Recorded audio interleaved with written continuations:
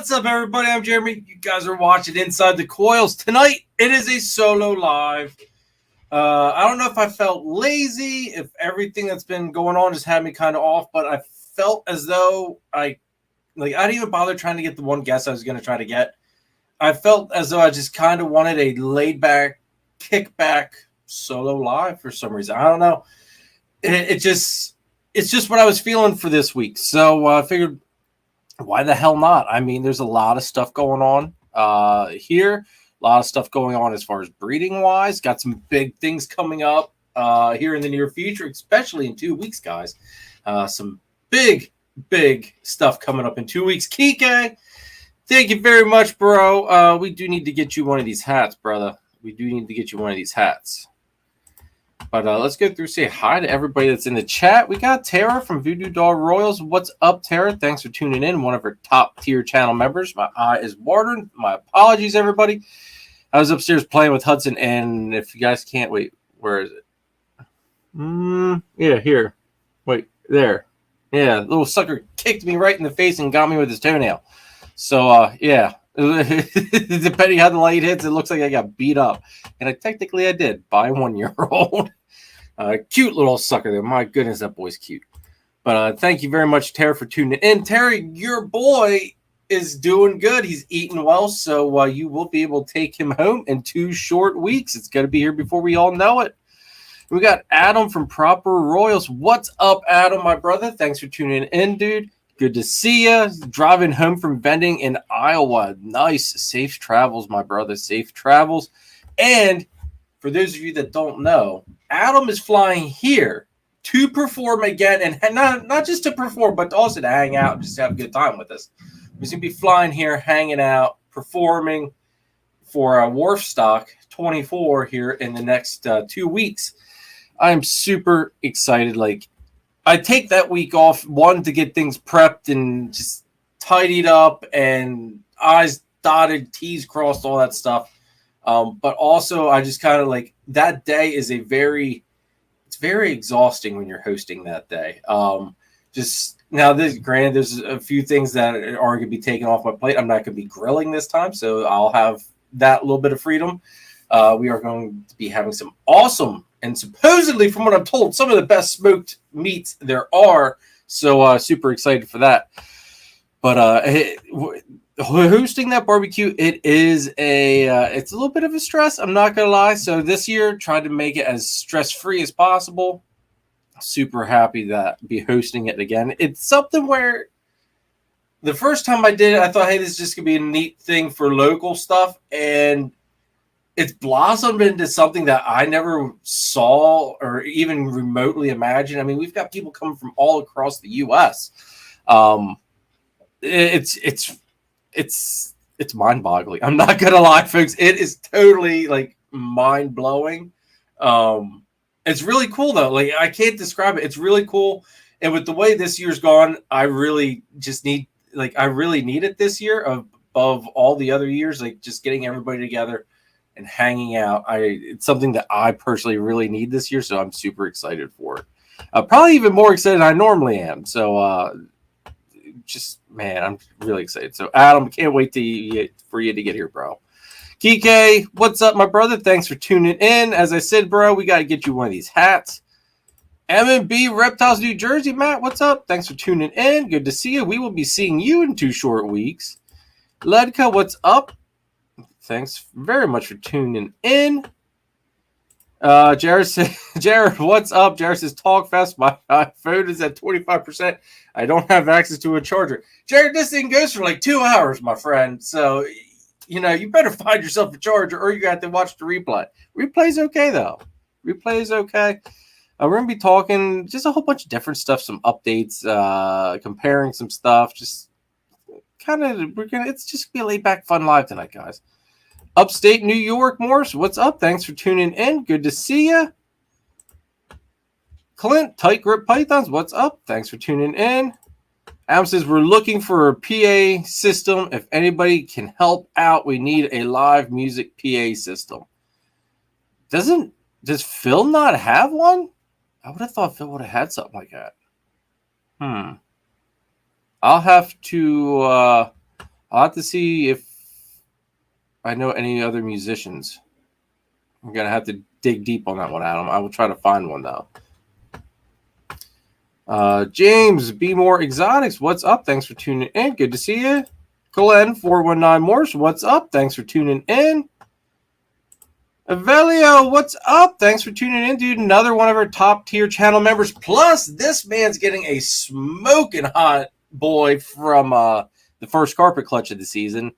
Tell you what, folks, like, I get excited about the ball python clutches. The carpets, like, it's just like balls are here and carpets just like poof, like they break through the ceiling, folks. There's just so much more. Like we're gonna dive into. We're gonna talk about carpets. We're gonna talk about ball pythons. We'll get into it later on. But Avelio, your boy's doing great. As I was sending you pictures of every meal he's had so far. Like he's really quirky though. Like, but he's not the only one. Even my holdback male does not actually strike. He just kind of goes up and nuzzles it and just like, okay, yeah, we'll eat this thing. So yeah, yours isn't the only one. There's most of them. Actually, probably 3/4 of that clutch does that. There's very few that actually like strike it and coil it right away. So it's kind of funny to see the personalities. Let's see here. Let's see. Adam says, I think we can rent one from the Guitar Center if need be. Okay. All right. Yeah, there is plenty of Guitar Centers and stuff around. So yeah. All right. Greg, what's up, my brother? Thanks for tuning in. Another channel member and also another guy getting another killer carpet from here. Greg, last time I spoke to you, I told you that your girl was eating. It was the one beside your girl that it was eating. I had my snakes mixed matched as far as whose bin was where, and yeah. So your girl isn't eating yet. I'm sorry. I know we went through this whole thing with your boy last year. I promise you. Yours isn't the only one, though. There's a couple of them that haven't taken their first meals yet. They're curious, but they're just not feeling it yet. It's fine. But some of them actually, like, even they've had a couple, like, the most one's had, I think, is 4 meals. And that one he started taking right off the rip. But it's, it kind of goes with the territory. Upstate, thank you very much for the super chat, my brother Jeremy. Unfortunately, I can't make the trip to Warstock 24, but here's my contribution, dude. Thank you very much, man. I will put that into the funds there. Thank you. Greatly appreciate that, Upstate. That's awesome. Thank you. Greg's carpets. Greg picks really nice looking carpets. They just don't want to eat right off the bat. I don't know what it is. I mean, it just, I don't know. It definitely does throw me for a loop here a little bit. I'm going to put this back up here, Upstate. Thank you very much. I greatly appreciate that. Let's go ahead. Actually, we're going to run our channel sponsor real quick, and then we'll dive into tonight's episode, give you guys some updates, hit the topics that I want to talk about. We'll talk a little bit about the barbecue coming up as well. So hold on one second, guys. Gettysburg Reptile Expo, LLC is located at the All-Star Event Complex in Gettysburg, Pennsylvania. It's a 45,000 square foot venue with 125 plus vendors and top quality breeders, along with 270 plus tables. If you're looking for a python, boa, colubrid, gecko, lizard, or amphibian, you've come to the right place. Doesn't matter if you're a breeder looking for that missing piece to your project or a pet owner looking for your next scaly friend, Gettysburg Reptile Expo LLC has you covered. Need an incubator or rack system? They have you covered with sea serpents set up there to meet all your needs. The next show dates are July 20th and November 9th of 2024, March 29th of 2025. Show times are from 9 a.m. to 4 p.m. Make sure to check them out on their website, Instagram, and Facebook. Mark your calendars because this is one show you don't want to miss. So I'll see you at Gettysburg Reptile Expo LLC. Make sure you guys that show's gonna be here in 4 weeks because it's 2 weeks after Warstock. So yeah, like 4 weeks, guys. Make sure you guys come out. There's gonna be a bunch of awesome vendors. Some people that sponsor the channel as well as some people you see in the chat. So make sure you guys come out. I know Greg is going to be there vending, so super excited to see Greg out there. Terra future, and carpets is doomed. No such thing, Greg. No such thing. Future and carpets is freaking bright as hell, my friend. I mean, I tell you what, I don't think I don't know. We'll get into that. We'll get into that. Glenn says I need to come on Will's Wednesdays. Everything but ball pythons. Nice. I'll have to see. It's during the week, man. I'm not gonna lie. It's between everything here, the family, and work. It's everything. Like I'm getting to bed like 11, 12 o'clock every night. Just juggling all of that stuff. Basically, weeknights are not my friend. Weekends really aren't my friend either. It's just a go. And I'm going to be getting slammed here with some shows, back-to-back shows here for a little while. For anybody that is local or at least semi-local, I will be at the Oaks show on July 13th. So that's the Saturday after Warstock. And then the following Saturday, I will be at Gettysburg Reptile Expo LLC on the 20th. Super excited about that. It's probably one of my favorite shows. I like, and I don't even have to sell anything. I just love that show. Going out Friday night with everybody, it's just one of the most best camaraderie things I think I do throughout the whole year is that show. So I always just love that show. Always absolutely love it. Then I have, kids up above. Sounds like elephants. Then I think I've got like then I'm off a week. And then the first week in August, I have Bloomsburg on the first Saturday in August. And then the week after that, I believe, is Hamburg. So another back-to-back show. So I've got like 4 shows in a month span, basically, with only one weekend off. I'm going to be tired. The lives, I'm going to try to get guests. I'm going to try to be super excited, but it's going to be hard. I might bring some of the PA crew in to kind of give some content those weeks. We'll have to see. It's going to be a rough month here coming up, but super excited. I love vending the shows, though. Glenn says he's going to be at vending Gettysburg in November. Awesome, dude. It'd be cool to see you. Actually get to meet you in person. Good grief. Is it? Oh, yeah, that's a long-ass drive, bro. Long-ass drive. Kai, what up, brother? Lucas, Landon, Royals, what's up, Kai? Thanks for tuning in, bro. Good to see you. Or, Kai, are you going to be at Oaks or Gettysburg? I think I heard you weren't going to be at Gettysburg, surprisingly. Let's see here. Sammy, what's up, Sammy? Thanks for tuning in. Good to see you, bro. Who else we got? All right, call it up. So let's go over while I wait to see if Kai's going to be vending. Okay, negative. Whoa, dude, come on, man. You can't just leave the show scene like that. You're probably actually sold out. That's probably why you can't do the shows. See, that's what Kai's that does. He's sold out of stuff, basically. Waiting for all them babies to start hatching. So that's kind of what I've got going on show-wise coming up. It's going to be crazy. There will be lots of inventory. Now, as far as inventory goes, folks, we still got some babies from Clutch 1. That was the Batman paired to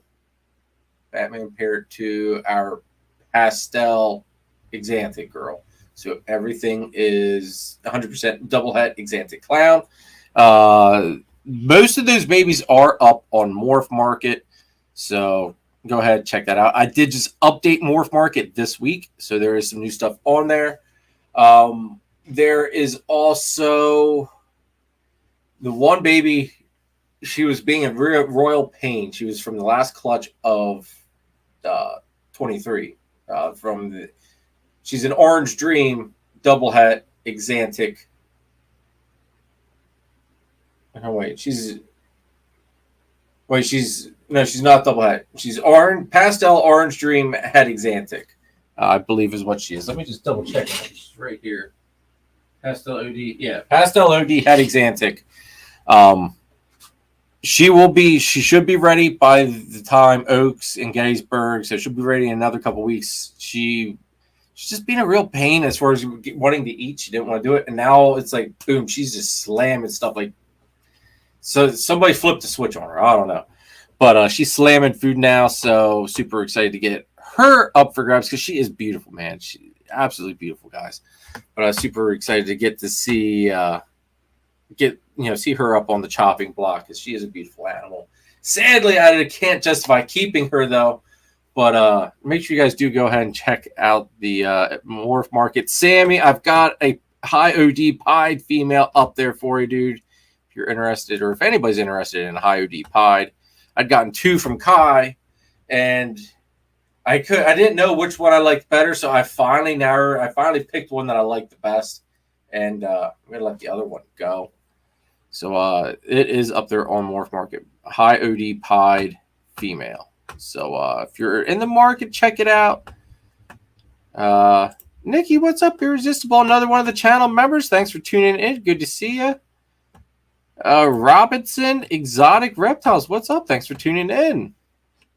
Hope you're having a wonderful weekend. This weekend, folks, it was hard. This weekend, last night, our AC went out. If anybody's here on the East Coast, you guys know. Well, actually, I guess the whole U.S. is going through it.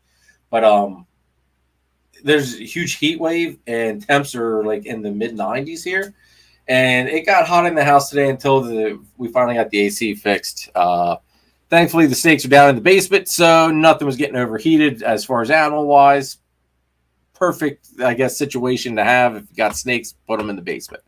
But so yeah, we finally got that situation fixed, and we're cooling off now. We're cooling off. Let's see here. Who else? Dalton, what's up? Thanks for tuning in. DL Pythons. Good to see you. So, all right. What we got up for grabs? Like I was saying, some babies from Clutch 1, the high OD female pied. The pastel OD head exantic is up for grabs as well.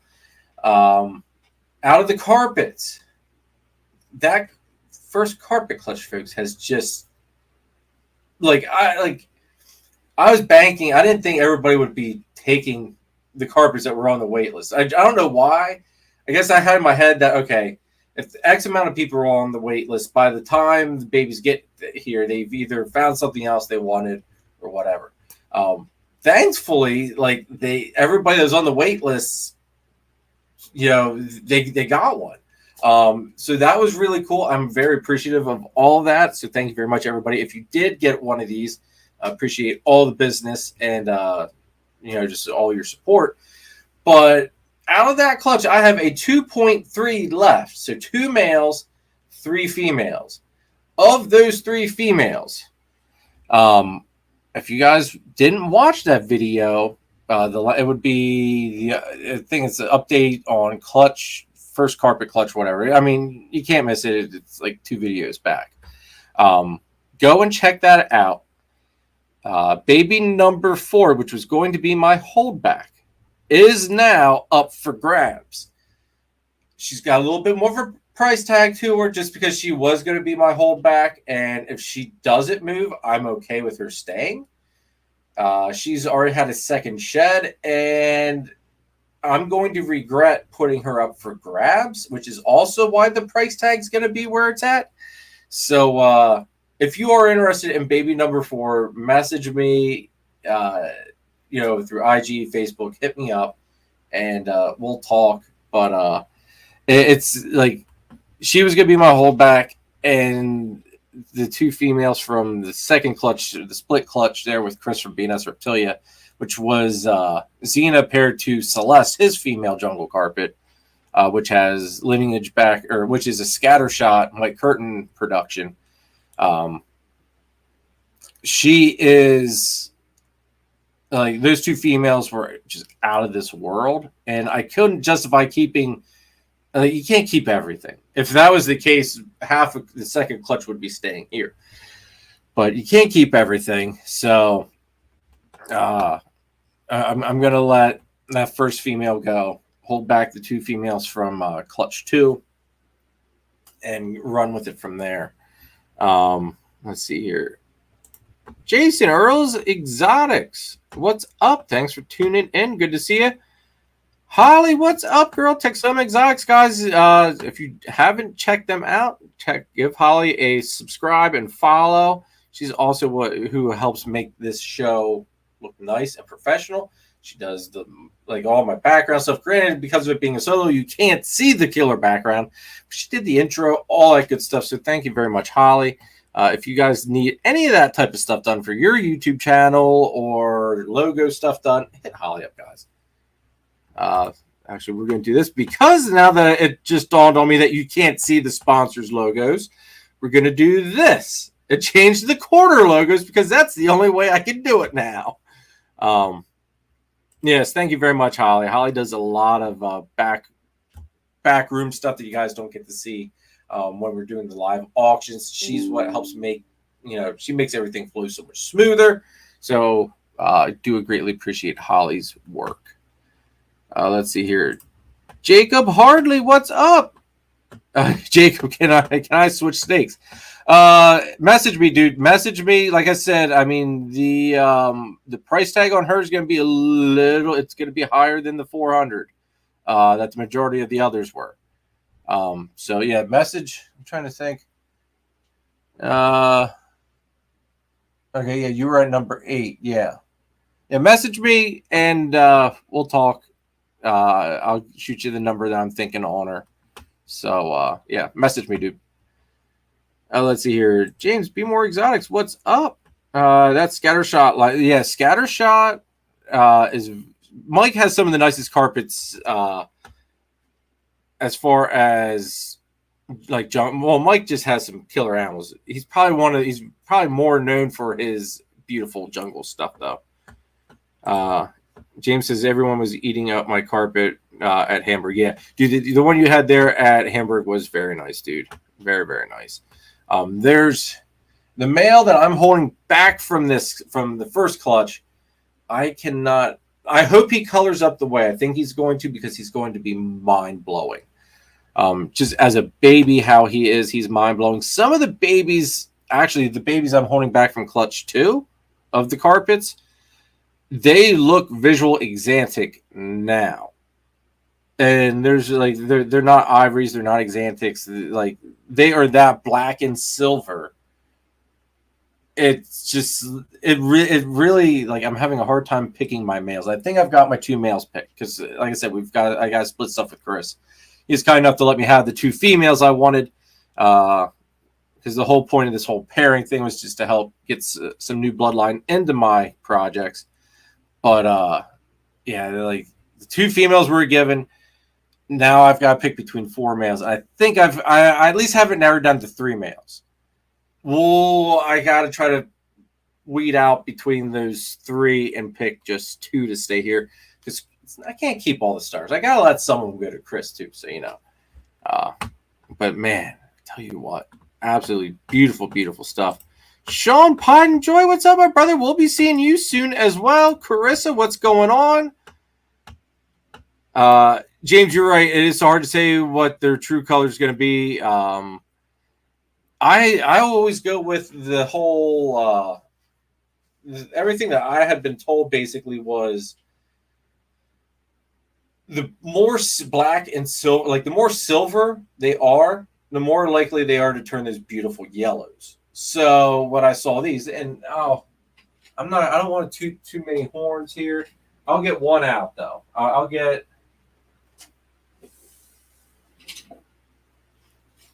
my little female out here. Come here, sweetie.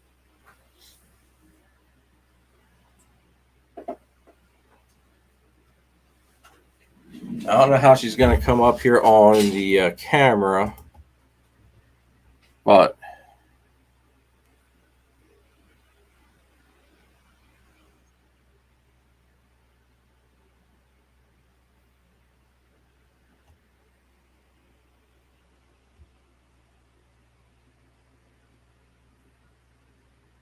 now, not all of the babies are this mellow and kind-hearted. There's a few that are very, very much jerks. at the moment, which has to be kind of expected. But this little girl, for the most part, I mean, she did draw blood on me once. This little girl, and she's very, very black and like silver. Like, camera's actually getting her pretty good. She's a little bit more silver than what the camera's showing. But this is the female from Clutch 2 that I'm holding back. One of the two. The other one still hasn't shut out yet.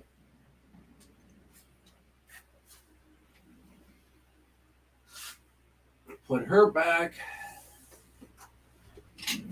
But yeah, you guys will get to see all of those closer when I do the video. So, going by the whole silver turns to your better silvers turn into better yellows.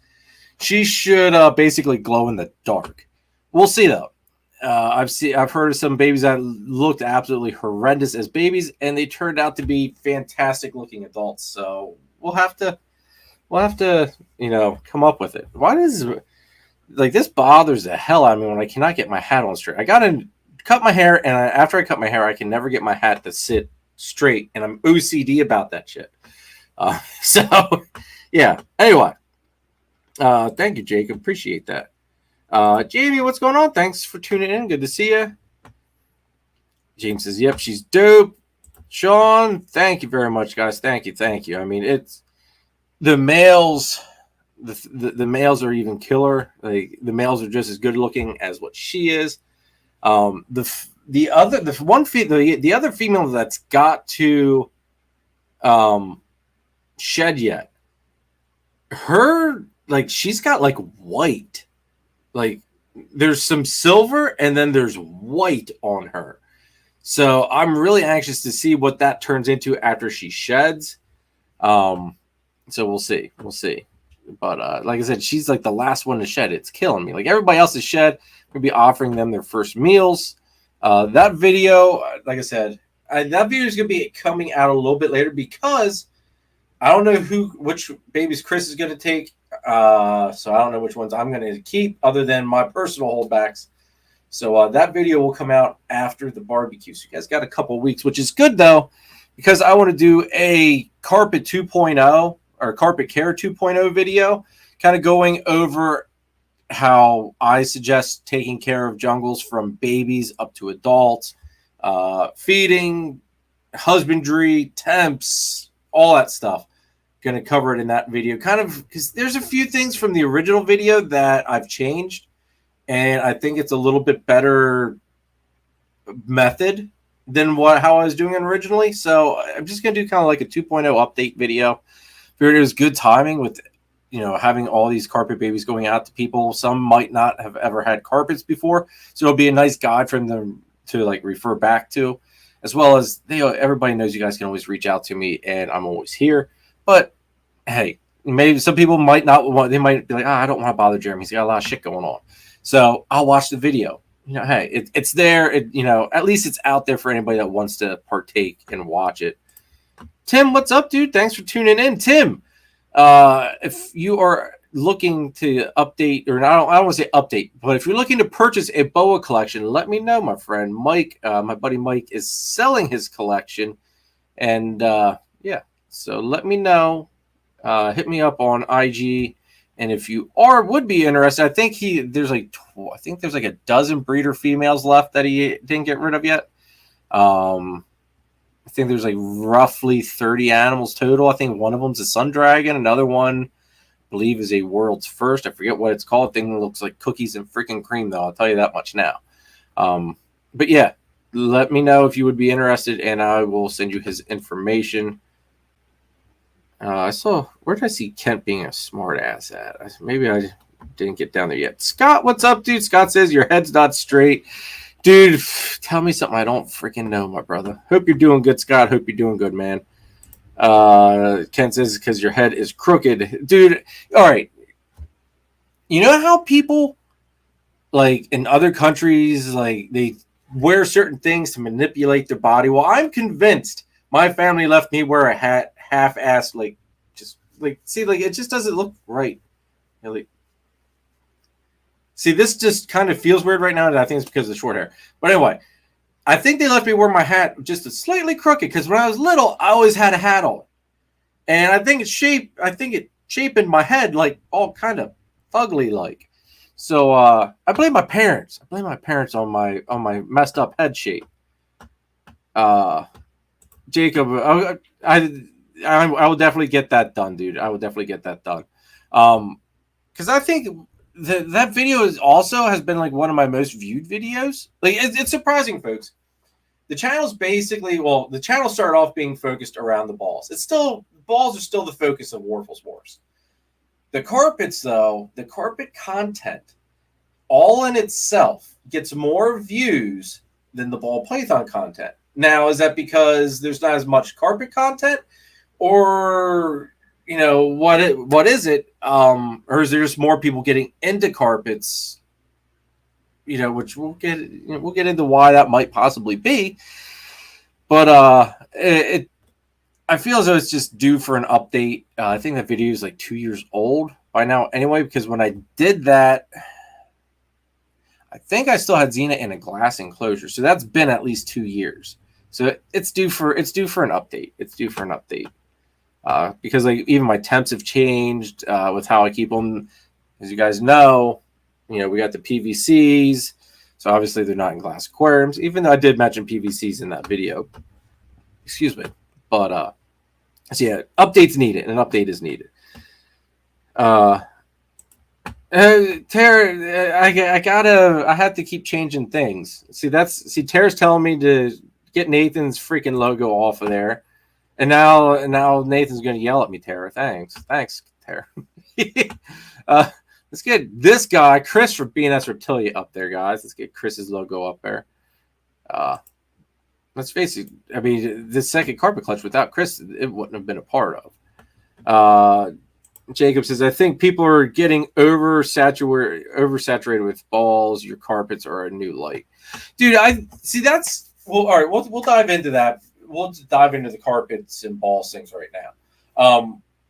I do think that is something that is happening. I do feel as though that everybody's got, like, there's so many ball pythons out there at shows. Like, I would say probably 90% of shows, maybe not 90, 85 at least, 85% of the shows anymore, at least here in PA that I've seen, are predominantly ball pythons. You do have your couple lizard people. Even the lizards are predominantly crested geckos.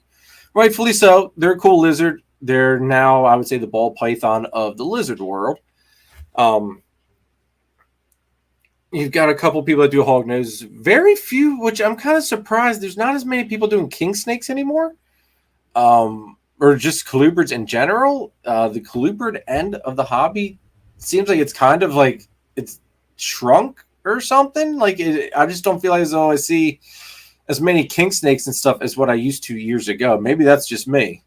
And Howard Jacobs, a king snake guy. Like I've been wanting to get a California king snake. I can't find. Here, this is gonna be really. I'm really picky about shit, and I just can't find that one king snake that says I gotta have it. Like for every time I remotely think that there's a king snake that I should have, there's something else on the back burner in my head as far as carpet wise. That's like no, we gotta go with the carpet. Like that gelatin female I got this year. She's looking phenomenal. She's smashing food. Trying to get her to switch over to rats. Tell you what, folks, carpets are smart. Like once they get hooked onto that one, if they're fed one thing for a while, they are a pain in the ass to get switched over. But all right, Jacob says, Adrian. Okay, yeah, I know Adrian. Adrian was on actually a couple months ago.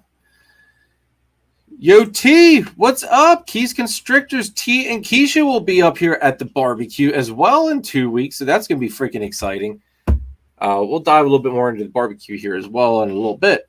But so back to the carpets and the balls. I feel as though balls just feel very repetitive. And I want the chat to get interactive with this as well.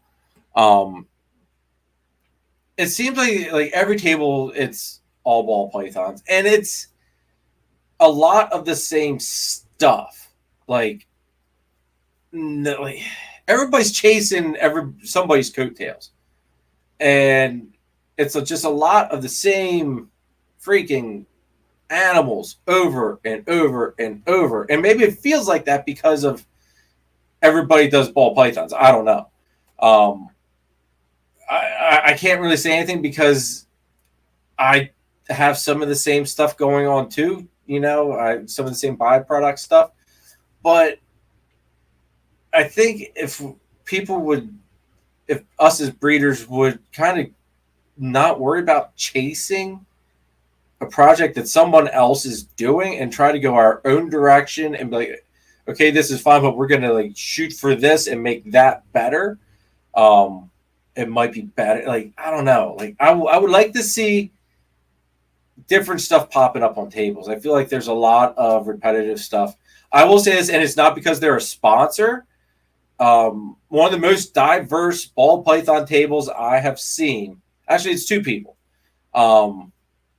is John and Christine from Triforce. If you cannot find whatever you're looking for ball python morph wise on the Triforce table, you've probably they probably got it back at the house. It probably didn't bring it.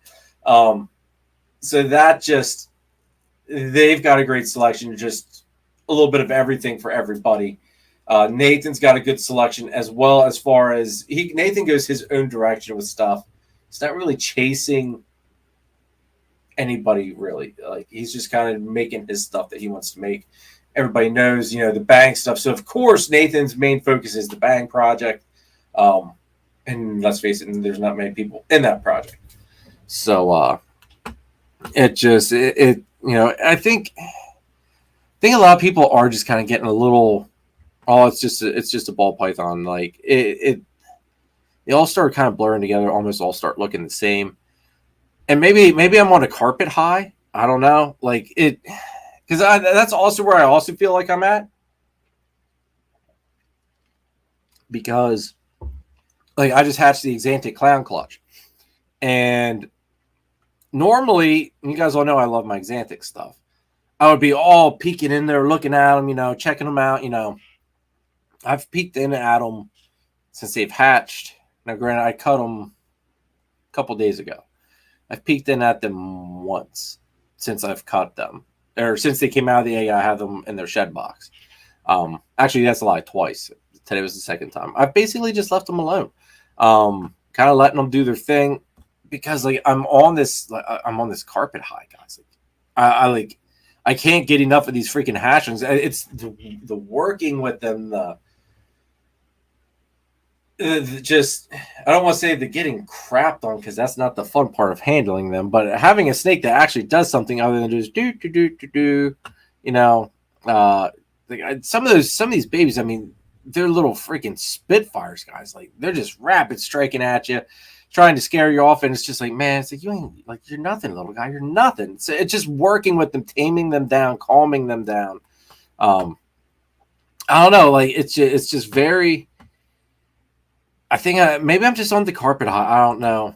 Scott says, I feel the same, Jeremy. That's why I'm changing up what I'm doing, trying to add stuff you don't usually see at every show. And Scott is doing it well, too. I mean, Scott not only has some retic stuff, but he's also picked up, hopefully you don't mind me dropping this, Scott, but he's also got some Exantic mangrove snakes, if I recall. If I'm remembering that correctly, Exantic mangrove snakes. They're normally black and yellow, more black with like thin yellow bands. These guys are black and white, which are already, you know, thumbs up in my book. So yeah, actually, speaking of thumbs up, everybody, hit that like button, please, if you haven't already. If you're new, hit that subscribe button. Definitely make sure that notification bell is rung. Excuse me. Let's see here. Jacob says, kind of like the pies. Everybody has, yeah, yep. Kike says, I really fell in love with carpets and bloods now, but I love working with balls to a lip. See that, and that's the thing, like, I think balls are a good base. I feel as though, I don't want to say you have, like, the majority of breeders will have them. They're the number one pet snake in the world for a reason, or at least in the U.S. So that being said, I feel as though you've got to have, like, it's nice to have that little bit because they are the perfect, in my opinion, the perfect introductory snake for somebody just getting in. I would not want to give someone I would not sell someone especially a baby carpet, and tell them this is the best snake for you right off the rip and have fun. That's not going to happen. Baby carpets, yes, for the majority, like the one I just had out, completely fine. Could have cared less. That's not always the case with them. Like I said, there's a couple Spitfires over there, and they'll light you up real quick. I had a couple of them, a couple of them drew blood on me this weekend already, and I was kind of shocked. The one actually went to the point of like shoving my pinky tip in its mouth and nailed me smack dab there with the strike, and didn't have enough and came back for a second round. And I was like, damn, it's like, so our carpet's the perfect, they had their flaws too. I mean, yeah, you have some Spitfire ball pythons, but I've yet to have a ball python that's, that feisty. The carpets, that's almost like, they're little noodles, guys, as you saw. Like, they're super small, very thin. I don't even know what I'm not gonna lie, I've never weighed one off the rip, but they're probably like 20 grams roughly, if that even. I would say probably right around 20 grams as a baby. So they're small. So with that smallness, you've, in the natural world, you've got to have a big attitude, and they've got that. So they're not exactly the perfect starter snake. Now, if you get one that's established and it's an older one, like here, I'll just get him. Hold on. I'll get the female out though, because she doesn't get enough light or enough showtime. But this is my female holdback from last year. I mean, you guys know how I don't really reach in, get carpets out at nighttime, especially the adults. But I mean, I've been working with this pair that I held back from the first year. It's from babies, and they're fine. Like they know what's going on. Like, I trust them. And eventually, when I would like to start doing like educational programs, these are drop dead, stunning, gorgeous snakes that will catch people's eye at an educational program. And as you can tell, I mean, she's not lighting me up, nothing. She's just calm, cool, collected, chill. But yeah, so I mean, selling one this size that acts like this as a first time pet, okay, that I would trust, but that's just because of having that time working with them.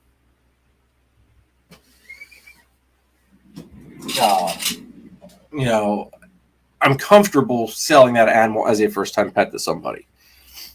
Let's get caught up in the comments here. Bullfrog J, what's going on? Thanks for tuning in. The last show I went to was all ball pythons, and they were desperate for that. I was looking for a banana Mojave and had multiple breeders try to talk me into something else. See, I commend you for, hopefully you stuck to your guns. I do commend you on that. That is one thing too. Right now, like the ball python market's like, I don't want to say it's dead. It's not dead. It's far from dead.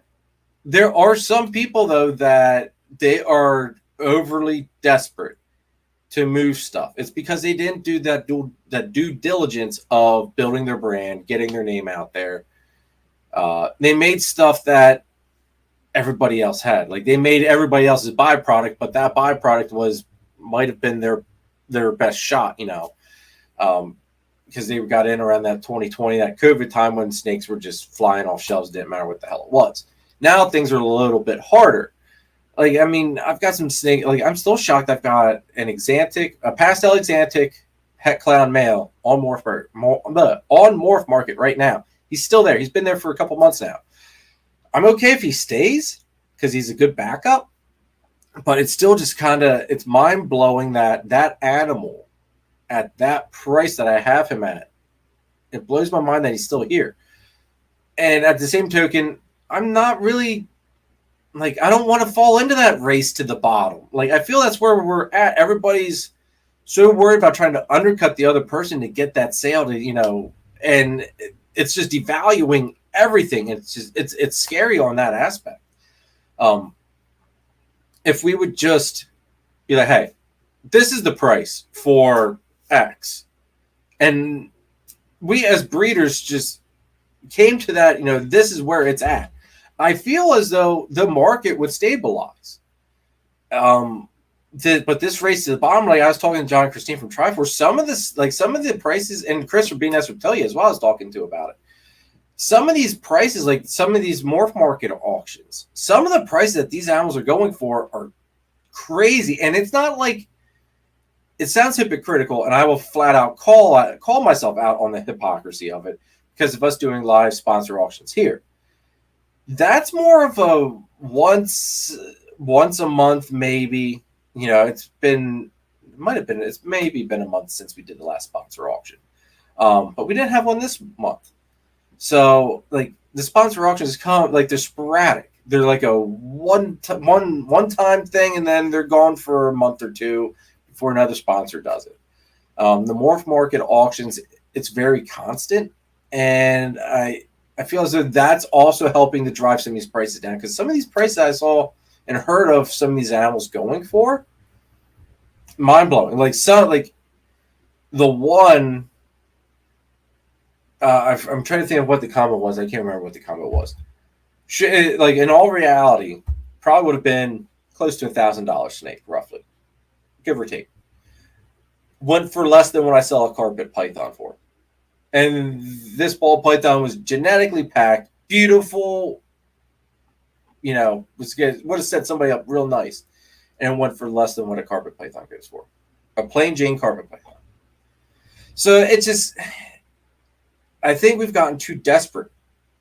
And maybe, I'm not trying to be on a soapbox or anything, but I think some people have gotten that desperate. And I had this conversation with John and Christine, and in our group chat as well, about it. I've had people tell me they've passed up buying stuff because it was too cheap. I know it sounds messed up. It sounds like a fairy tale. You know, who the hell wants to spend more money? But not everything good comes from cheap. Sometimes it shows that, you know, it makes people question the quality, or are you going to be there to back up, you know, if something happens with the animal? Like, what they question, why are you selling it so cheap? Like, if I went to go buy a carpet python, and it was some beautiful, outrageous, beautiful thing, and it was for $100, I wouldn't buy it, just because I would be questioning what the hell's wrong with it. Why is it so cheap? Because it shouldn't be there. Call me a liar if you will. It's the honest truth. Like, sometimes too good to be true is too good to be true. But it also, like, people that are super desperate to make sales, like, they're probably desperate because they're already they're feeling that pinch, like they're probably already not going to be here. So if something happens, they're not going to be around to make things right anyway. Not saying that's just my thought. That's just my thought, guys. Sky High Morphs, what's up? Brian and Holly, thanks for tuning in. Jacob says, I'm going to start my first clutch of albino kings in spring. See where that goes. Nice, dude. Congrats. That's awesome. Banana Fields, I don't know if I said hi to you earlier or not. Thanks for tuning in. Good to see you. Ace Trey, getting my first carpet python in the mail Wednesday. Got everything set up and ready to go. Nice. Congrats. Should have got one from here, though. But it's all right. There's always one of these ones now. There's next year. I got you. Holly says she's over here cleaning, and you are making my balls mad. They are lifting. Lighting me up tonight. It's because they know it's true, Holly. Charlie, Reagan, Renee, Royal Pythons. What's up, dude? Hopefully, you make it to Warstock. I already have you on the list, though, so you better be there, bro. Plus, Adam's coming. Pick Kai up, too. Kidnap his ass. Ace, any advice for the first couple of weeks? She's 5 months old. Get her set up and ignore her. Let her settle in at least, bare minimum, at least a week. Don't have her in too big of an enclosure as well, because that will just amplify her defensiveness. In all honesty, I let my babies in my 10 series rack. I've got a piece of construction netting in there. That way they can still perch. And which, like I said, I'll be putting that video up here soon. Just got to film it. But I let the babies in there for a while. And then I moved them over here to the 1065 or the 5540 rack, sorry, for the yearlings. And now this year I'm going to be moving them to a 4x2x2, but I'm having another set of 3 made up where at least 2 of them can have dividers. So that way I can make them into 2x2x2s just to help them until they get to another certain size. When they hit that size, that's all right. You need a little bit bigger than a 2x2x2. You know, you yank out the divider, give them a full 4x2x2. But yeah, my big thing would be as it's going to be hard. Let them go. Just put them in the enclosure and admire them from afar. Just don't mess with them. Just let them settle in. But yeah, don't mess with them. Let them. Just big thing is let them settle in. And I mean, they should at 5 months old. They shouldn't. It shouldn't take too long to settle in, but definitely make sure you give them that acclimation time. And first couple times you try to feed, don't be surprised if they do refuse. Also, make sure you do know what the other person was feeding them, because, like I said, once they the gelatin girl I've got, she's on mouse hoppers. I like to try to have my stuff on rat pups as soon as possible, or rat pinks, rat fuzzies, whatever. Try to get them on that stuff as soon as possible, just because mice aren't, after a certain point, mice are a little too little, in my opinion. But, make sure you're offering the exact same stuff that the breeder was offering them to help just kind of ease that transition in. Let's see here. What else we got going on? All right. Scott says I was right. Man, I am really far behind. But now I want to know if I've ever thought about getting into scrubs. I have not. And we'll tie this into as well with an update. As you guys all know, I am expanding the snake room. It will soon be half my basement. So it'll be, I think this room right now is like 12 foot long, 14 foot. I think it's 14 foot in length. 14 foot in length, 12 foot wide. Think. Anyway, it's going to be doubled in size, basically. It's going to be literally be half my basement. And that is because of what I do want to add. Obviously the carpets are going to be taking up at least roughly probably 40 to 50% of the collection soon. With some of the stuff I'm going to be trying to add in, trying to pry some things out of Nick Mutton's hands. Wish me luck on that, guys, because hopefully I do. I want to add another gelatin to the mix, so that way I can start bringing gelatins when they're ready. I do want to add a female Sumatran short tail, and eventually, maybe next year or the year after that, add the male. I just want to have one breeding pair. That's it. Just one breeding pair of chrome head Sumatrans. I might get crazy again if I can find one for the right price and get another green tree. I want a Sorong, though, locality. I literally I don't even know if I'll breed it. I'll probably get a female, so we all know I'll want to freaking try it at least once. But that way I can, a little bit of diversity. Main focus is, it's going to be split between the carpets and the balls. I'll obviously still be doing the Exantic everything stuff. But I'm trying to focus in a lot more with the balls, expand the carpets, because, like I said, I want to do a lot more with them. That's kind of become my it's become my thing. Like, I can't help it, guys. I can't help it. If you don't have a carpet and once you get one, you will understand. You will see the light. You will understand that balls are cool, but you know, like I'll look at it this way: the Corvette's awesome. All right, I love a good Corvette, you know, but who wouldn't want that Lamborghini or that Ferrari or whatever have you? That Lotus, you know, I used to love Lotuses back in the day. The Exige and the Elise or whatever what it was called. Anyway, you know, the balls are cool. I do love them, but man, it's hard to turn down a good carpet. I'm not gonna lie. But no, I haven't thought about scrubs just because I want to, before I expand to anything beyond those other species like the Sumatrans and maybe the green tree, I want to get that stuff established before I remotely think of doing anything else. Because I know the carpets are going to get me. That takes up a good bit of wall. That's only 3 carpets there. And that's in the exact same amount of space that all those babies fit in. So carpets take up way more space than what the balls do. So that's going to be the one thing that does get me. So I got to be careful with the room. You know, be careful with how much space I'm taking up and plan accordingly because I'm going to have holdbacks for the carpets. I got to figure out, you know, I get attached to the carpets as well. So it's going to be harder for me to let stuff go, move stuff on as adults. I do know somebody that wants Xena very badly. Hint, hint, wink, wink, Zach. Maybe one day when I decide to let him go. But yeah.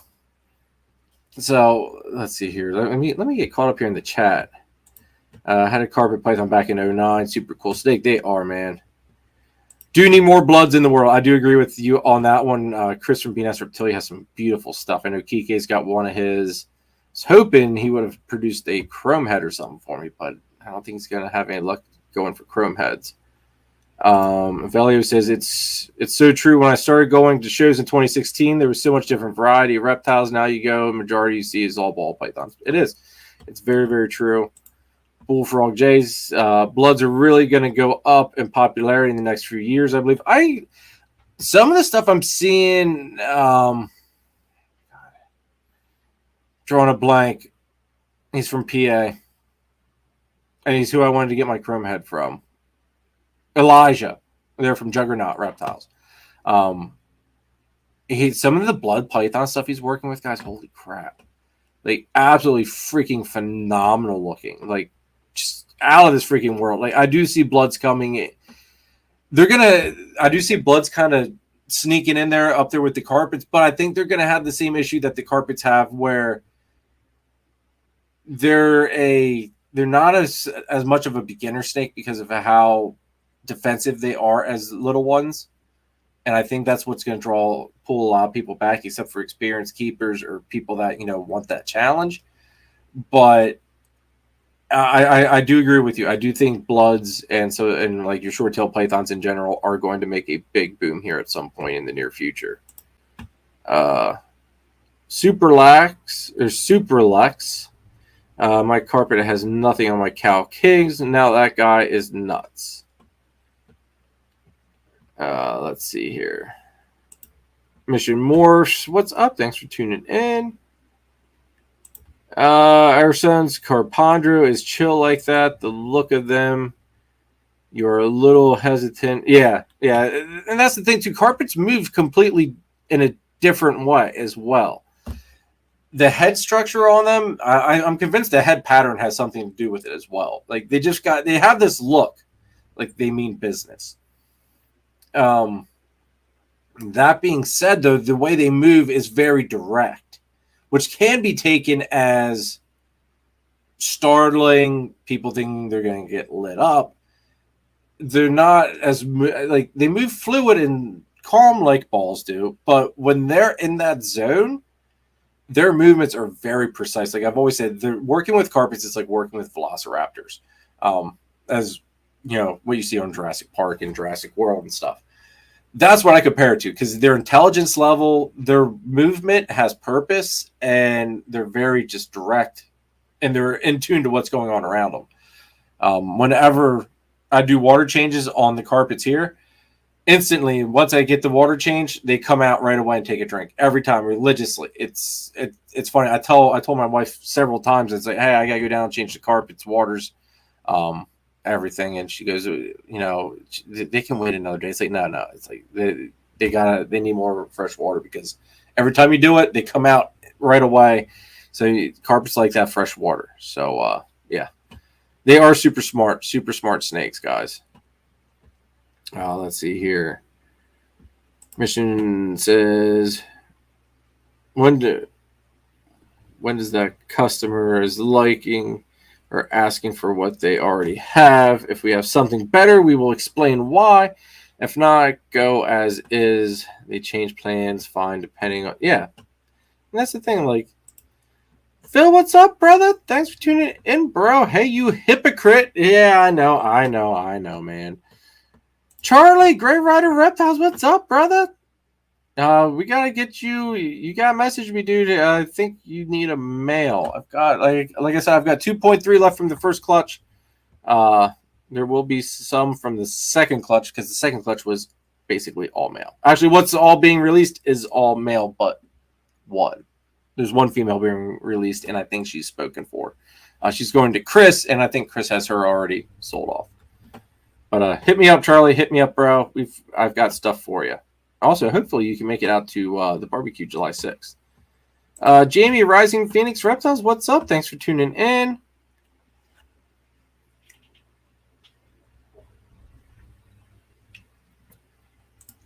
Mission Morph says they had a pastel yellow belly clown go for $35. We had no plans. Breeder entering the hobby, so fine. Should have been... Yeah, that's what I like. That's kind of what I'm talking about, guys. That's nuts. I mean, a pastel yellow belly clown. Okay, everyone's gonna say, "Well, it's a clown that has pastel in it." Pastel looks good in clown, I think, guys. Like, I know to each their own. I like pastel and clown depending on the combo.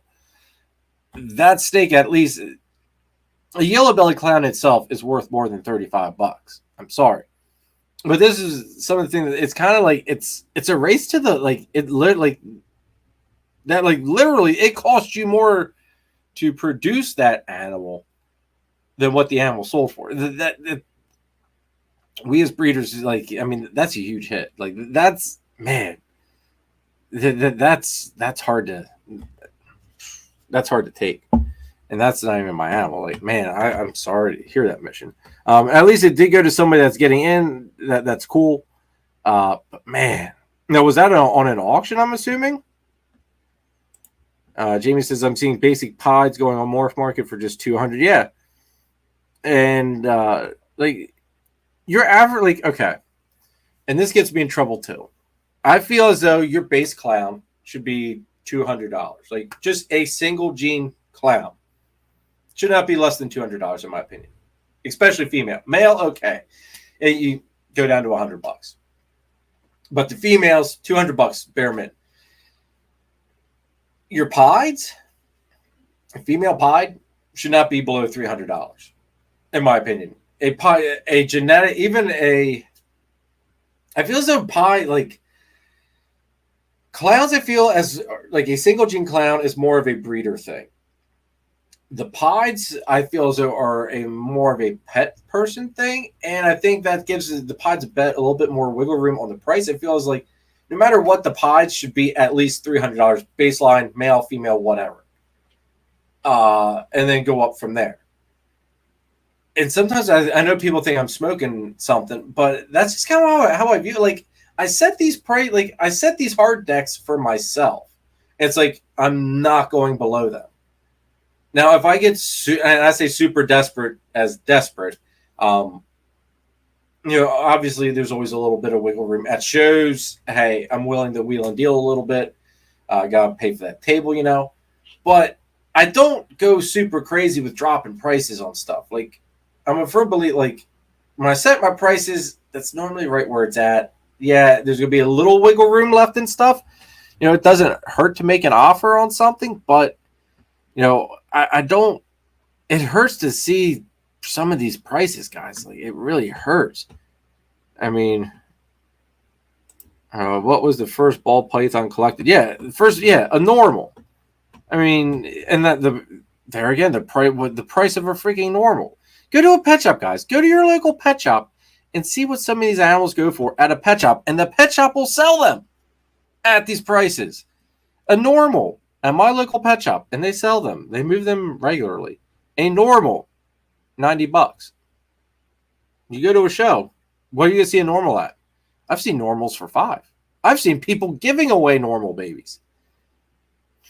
I mean, I'm guilty. I refuse to sell a normal baby for less than $20. And some people look at me like I'm smoking something on a $20 normal. Like, there's value to these animals. And maybe I see the value just because I'm not in it for the money. Like, the money is a byproduct of doing it. The money helps expand all this, so that way I can make some of these cool steaks that I want to make because I can't afford to go out and buy them, or like with the carpets to line breed for a certain look that I want to have. But like, I'm not in it for the money, guys. Like, I want to see everybody successful. I want to see everybody flourish, and I think we've got to like kind of draw the line. Like, hey, we're not going below this price on this shit. Like, and I know people are gonna say, you know, they're gonna be like, oh well, we're gonna be sitting on animals. Animals won't move. Animals will move. The problem is that everybody's dropping prices, and there's so much out there right now. People don't know what to freaking pick because they're. I feel as though they're torn between this $5 animal, this $20 animal, this $50 animal, or do I hold on to my, and they all basically look the same, a little bit different, or do I save my money and hold off and get something better? If we just relax on the race to the bottom, set those hard decks. Don't like $300 for a pie. That's reasonable, folks. I don't think that is out of this world. Like, maybe I'm crazy. Maybe I'm the one disconnected from reality. I don't know. Let me know what you guys think here. Phil, what's up, dude? Oh, Robinson. Okay, that I collected. All right, my first ball python was a normal. That was years and years ago, back when basically pastels were just coming out. I left the hobby for a little while, came back in, and then I always wanted a killer bee because when I got out, the killer bees and bumblebees were asked, like, they were those $10,000, $20,000 animals. So I wanted to get a killer bee. She produced for us for 2 years. Didn't move her on because she kind of obsolete by, within that time. There were other projects I was chasing. So, but that killer bee was the first one that got everything back up and running and started Warfel spores off, basically. And to this day, I still love spider. Still have some. I actually just produced some really nice spider stuff out of this Xanate clown clutch. Phil, there is not going to be that many more outlets, bro. Not that many more outlets. I'm going 2 per wall, and the one wall only gets 1. So, really cutting it down, dude. Really cutting it down. Mercy Morris, Joe, what's up? Thanks for tuning in. This guy says he loves scrubs. Wow, this is how far back I am. I want to get into those soon. I have to get the right locality. Okay, awesome. I love the pied bloods. Yes, pied bloods are cool. Sand boas, I think. Sand boas are weird looking, man. Sand boas are weird. The eyes looking on top of the head. Yeah, that's just a weird looking snake. Cool. Weird looking, though. Plus, they look like what I call them wiggy worms. It's a fishing lure. It's called a Senko. That's kind of what they look like. They look like a Senko. So yeah, like I have a hard time taking a sand boa seriously.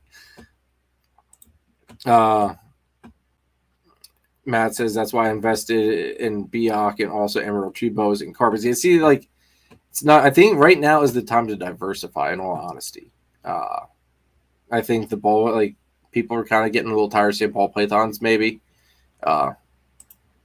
Mission Moore says Western Hognose. Yes, I believe Hognose is a. I think out of everything, I think Hognose is going to be the one thing that's going to give balls a run for their money. The look, Everybody that likes the cute little the hog nose face thing, I think it's goofy looking. I mean, it's odd. There again, hog nose look like those Senkos as well, but yeah, I think the hog nose is going to be something that definitely does pop up in a lot more at shows, and they are starting to pop up more at shows. But let's go ahead and run another channel sponsor here real quick, guys. Appreciate everybody for tuning in. Make sure you guys hit that like button, and let's check out another sponsor. Make sure you check out Nathan at Infinite Possible Pythons. He is your guy to go to if you want to get into the Bang project. On top of it, he's working a bunch of awesome ball python projects.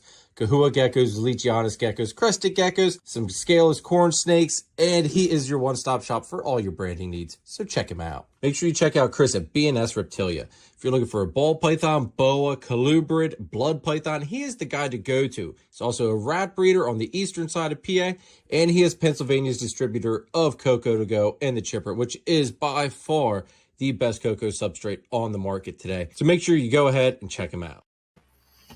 Make sure you guys go ahead and check Nathan and Chris out, guys. Looking here at some of these prices. Let's see here. Or yeah, some of these comments, God. Yeah, and a much more return on investment. I agree with you on that one. Phil says shameless plug spotted pythons. Yes. I think that's just all I think the Australian species is a very untapped thing. Plus, kind of what's here is here. Spotted pythons, your womas. John and Christine have some womas, and woma pythons are pretty badass looking guys. So yeah, I feel as though I don't know. I think the Australian species stuff you're gonna see a boom in it. The hog nose you're gonna see a boom. Just by thoughts. Let's go ahead and here change the corner thing up here once. Get Triforce up there. John and Christine. Let's see here. Where did I get? Man, this chat's going crazy. You guys are. I thought I was catching up, but man, obviously, I am not. Selling a lot of my ball pythons, only keeping 25 out of 160. Okay, yeah, you are big time doing a revamp. Let's see here. Alice has made it home safe. I gotta go put these animals away, getting settled back in. I'll talk to you soon. Finish up our planning and all that. Sounds good, Adam. You're probably already gone, but maybe you'll watch this on the replay. Will says, so many people are dumping their animals and leaving is a mistake to compete with them. See, and that's, I agree with you. Yeah, Phil, yeah, pricings are crazy. Auctions, yeah, Mission Morphs is with that male. It did work out. He bought 3 more that we discounted for him willingly. See, and that's fine. If you want to work deals, hey, whatever. But man, I feel doing an auction here and there is healthy, but having auctions as readily available and as often as what they are isn't what the hobby and industry needs. I think that's hurting. Just my thought. Maybe I'm wrong. Mercy says that they picked up a hypopie 2 years old female at auction for $275. See, that's there. I mean, that's a steal. That animal should not. No, 2-year-old. She's ready to breed. She's probably ready to breed. All but ready to breed, probably. So yeah, that's just nuts. Yeah, it's freaking crazy, man. Will says he's talking to Ian from Outback. Hopefully, I'm trying to get Ian to come on here because Ian's responsible for a lot of the ball python imports. Imports a whole bunch of other stuff as well. I'm trying to get him onto the show. So anybody that does talk to Ian, tell him to come on this show. I would love to have him. Excuse me. He was saying people were bringing entire collections for wholesale. If he turned them away, sometimes they just left the snakes and walked away. See, that's just crazy, man. That's just nuts. Absolutely nuts. Clint says he just won a Batman entry on Morph Market for $180.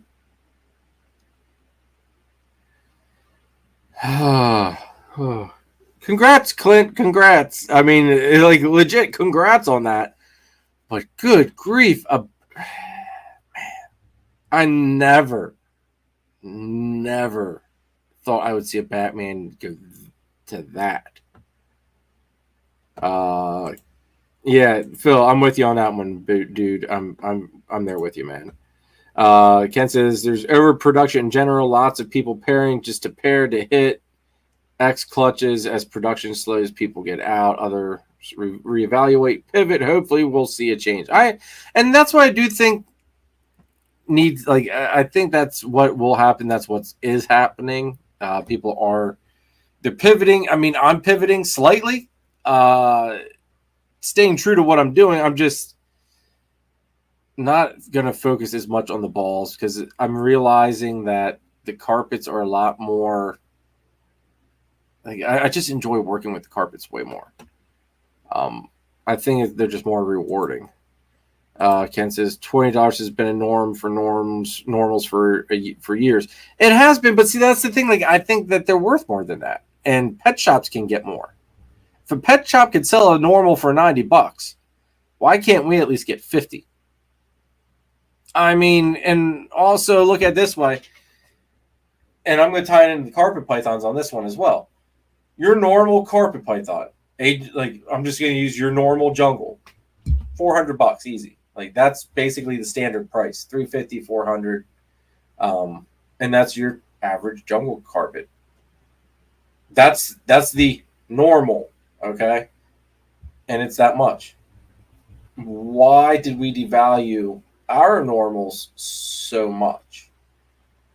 Other than the fact that we were chasing looks, and we just kind of the hell with it. The hell with this thing that started everything off.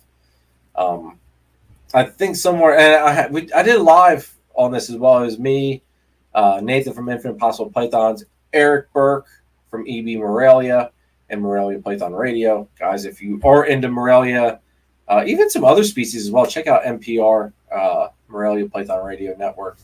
Definitely awesome stuff. Or Morelia Python Radio, sorry. Definitely some cool stuff there on their YouTube channel. Great information. And then I also had Riley from Riley Jimison from Riley's Reptiles on, and we talked through this. It was a good live. Helped them see some things. See some things from a ball python breeder's perspective on certain topics. But I mean, I think somewhere along the lines we really devalued at our base lie, and it kind of sucks. Mission says $20 for normal ice gets food and bedding costs back. It does, but I mean, man. Phil's right. People need to get rid of mouths, and that's the problem. Price drop is just to unload before the next feeding. Yeah. Nope, I agree with you. Ken says because they made too many. You can't weather it. Stay small. I'm not ever like I have to offload because it costs too much to feed after this year. I'm just breeding my projects for holdbacks. So yeah, and there's a few animals here that I paired to hit certain things, and once they're on to food, which hopefully they take the girls that just laid. Hopefully they take the first meals or their meals this week, and I'm going to be having some proven. Some of them were already proven breeder girls, but I'm going to be having some proven breeder girls up for grabs at Oaks on the 13th of July. So maybe there's something that you're interested in. Rob, what's up, dude? Thanks for tuning in. Good to see you. Mercy, I just started breeding my own ASF. See, that's what they need to do. Like, I'm contemplating about breeding my own rats again. I keep going back and forth on it. Steven Leviathan Snakes, what's up, dude? Thanks for tuning in. Good to see you. Let's see here. Maybe I can get caught up here. Joshua, Sundog Serpents, what's going on? Thanks for tuning in. We got a Stranger Clown Het Hypo tonight. Awesome. Congrats, dude. Let's see here. Rob says, yeah, but at hundreds of people breed carpets, those normals are going to drop as well. See, I don't think you're going to have as many people breeding carpets like that, though. Like, one, they take 4 years to mature, so you got time. A lot of people don't have the patience. A lot of people don't want to work with an animal that's going to light you the hell up. Like, I mean, I know people that, they don't like getting bit by little snakes. I'm not going to name any names, but There are some people that, no matter how big they are, a little snake bite, just doesn't exactly sit too well with them. So I think carpets take a certain love. Casey here, thank you, says the enclosure size. You're not going to have people able to house as many carpets. I mean, yeah, you can house them in a rack, but they're not going to get the life that they need. And I'm not one for, you've got to have these big elaborate enclosures, but you do need to give them some room to climb, in my opinion. If you don't give them room or the ability to use their tail, they'll get what's called a limp tail. And basically their muscle definition in the tail goes away and they can't use it for what they need to use it for. So, I mean, Rob, all that space for 3 snakes, that same amount of space, basically, I mean, that's a little bit bigger than what a 4x2x2 is. But that's full of ball pythons. So, I mean, you can, you're not going to mass produce carpets at the same rate that you're going to mass produce balls at. See, it's a lot. There's a lot more room being taken up. So I think it would take a lot longer for carpets to get to where their price is dropping like that. Plus, I feel as though Phil, I can't say, bro. I just can't say, but I'm not going to tell you you're wrong. But yeah,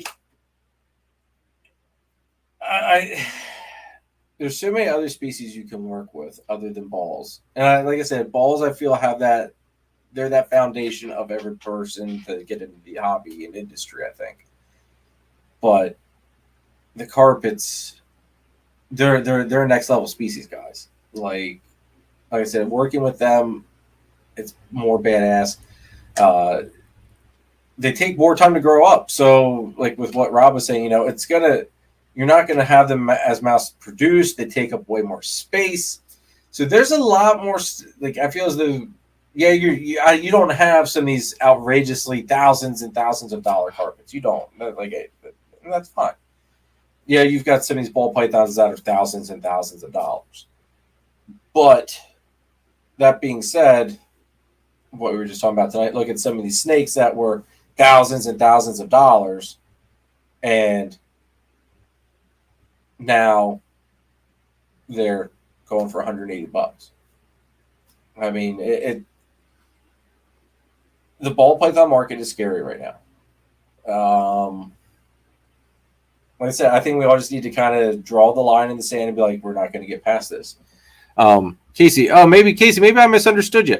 4x2x2 is what I recommend, bare minimum, for a carpet. 4x2x2, so 4 foot long, 2 foot wide, 2 foot high. Bare minimum for a jungle carpet. If you can give them more space to climb, they will use it. As you see, old Zena's chilling there. I'm actually surprised he's not up on the perch. You can't see Hercules. He's down below. He's actually kind of behind me, but he's out chilling. So he's saying, buy a spotted python, small, easy, no problems. Dude, Phil, spotted pythons, guys, are badass. I'm not going to lie. That's another one that I will probably add at some point. I'm not going to lie. I will probably more than likely add that here in the future, just to say I have one. Probably won't do anything with it, but just to say I've got it. Sometimes it's neat just to have those species that they're just there. You just enjoy working with them. Australian stuff is just cool to work with, guys. I don't know what it is, but it's the way they act. I think it's the way they act. Their intelligence level is at a different, spot. Why does it look like I'm fuzzy? Hold on 1 second, guys. Let's see what that does. It's still kind of a little fuzzy. Maybe. I don't know. Anyway, all right. So, does anybody want to chime in? Anything else you guys might want to talk about with the carpets, the balls, or any other species compared to the balls at the moment? If not, we'll dive into some of the other. We'll do another sponsor thing, and we'll do another sponsor thing. See if you guys come up with anything else, and then dive into some of the other topics I wanted to cover. So let's see here. There we go. Can't find that missing piece to your breeding project? Hit up Triforce Morphs. They've been in the industry for 10 years and counting. They're working heavily with clown pieds, hypo clowns, hypopides, along with lace, citron, and the matter project. Can't let out the fact that they have crested geckos as well. Trust, respect, and integrity. That's the Triforce way. Are you ready to take it to the next level? Then check out DTMG Pythons. Danny is best known for his awesome clown ball python projects. This year's focus is Confusion, Hurricane, and Disco Inferno clowns. He also specializes in high-end crested gecko morphs such as Exantic, Lily White, and Exantic Lily Whites, along with the Deadpool line of gargoyle geckos. Check out his morph market and Instagram, DTMG Pythons. Just buy it. All right. Awesome. We got some news. Casey, yeah, 36-inch by 18 by 18, good for a year-old carpet. Yeah, like that. That's fine. And big thing is make sure give them perches, give them stuff to climb on. For a year old, like the ones that I had out earlier, they're a year old. I had them in a 55-40 rack right now, so that's much smaller than that. But I still give them. I've got construction netting in there, so that way they can still climb and perch and all that stuff. But yeah, that's a good size still for a yearling. Like you get them in too big, you're going to run into a defensive baby or a defensive snake. Especially with the carpets because they're so much smaller. You know, they're kind of like behind the 8 ball compared to some snakes. So they're always on that defense because they're technically, I guess, semi-arboreal. I consider them more arboreal than anything because 9 times out of 10, my guys are up in the branches or up on the perches. Every once in a while, they're not. Like tonight, they're not. They're just kind of chillaxing for whatever reason. But a lot of times they're up on the perches. They're moving. They're cruising. They want that space, so that's fine for now. And by the time they hit that 2, definitely by 3-year-old. You want to have them in that 4x2x2 bare minimum, but just upgrade as you see accordingly. If you're starting to feel that they need a little bit more space, chances are they probably do. I can use your judgment on that one. Jamie says, "What's your plans for your Exantic projects this year?" Man, I tell you what, we did have the Exantic Clown Clutch out. You guys are gonna have to watch that video when it drops. I've got to edit that. That video it'll be in a couple of weeks. We've got that stuff cooking. So all that stuff that isn't visual is 66% double het. Pairing would have been our Bumblebee double het to Pastel double het. So not super crazy stuff going to be out of that one. The crazy Exantic stuff, basically, or a hatch that would have been clutch one of the year, which was the Batman to the Pastel Exantic. So we did hit some Bruce Waynes. Let me see here. And here's the easy. Here's the one that I was just over the moon with. Let me get rid of your comment there, Davey. But this is just Pastel Bruce Wayne. So Pastel Leopard Spot Nose, double het Exantic Clown. Like absolutely striped to no end. Beautiful, beautiful girl. Could not have asked for a cooler snake. I mean, you guys all know I love leopard, and just look at that. She looks as if she would show her head a little bit better, but she's like got eyes on top of her eyes. So she kind of looks like a sand boa. But got her, she's a holdback. I've got a normal Bruce Wayne female from that clutch that's a holdback. Don't you bite me, you little stinker. And then we've got this male as a holdback as well. Show him off because he's looking damn good. But this was like the big thing for our Exantic stuff this year. Jamie was going for that Exantic Batman next year. This guy hopefully will be up to size. He's got like a full dorsal stripe. Crazy looking male.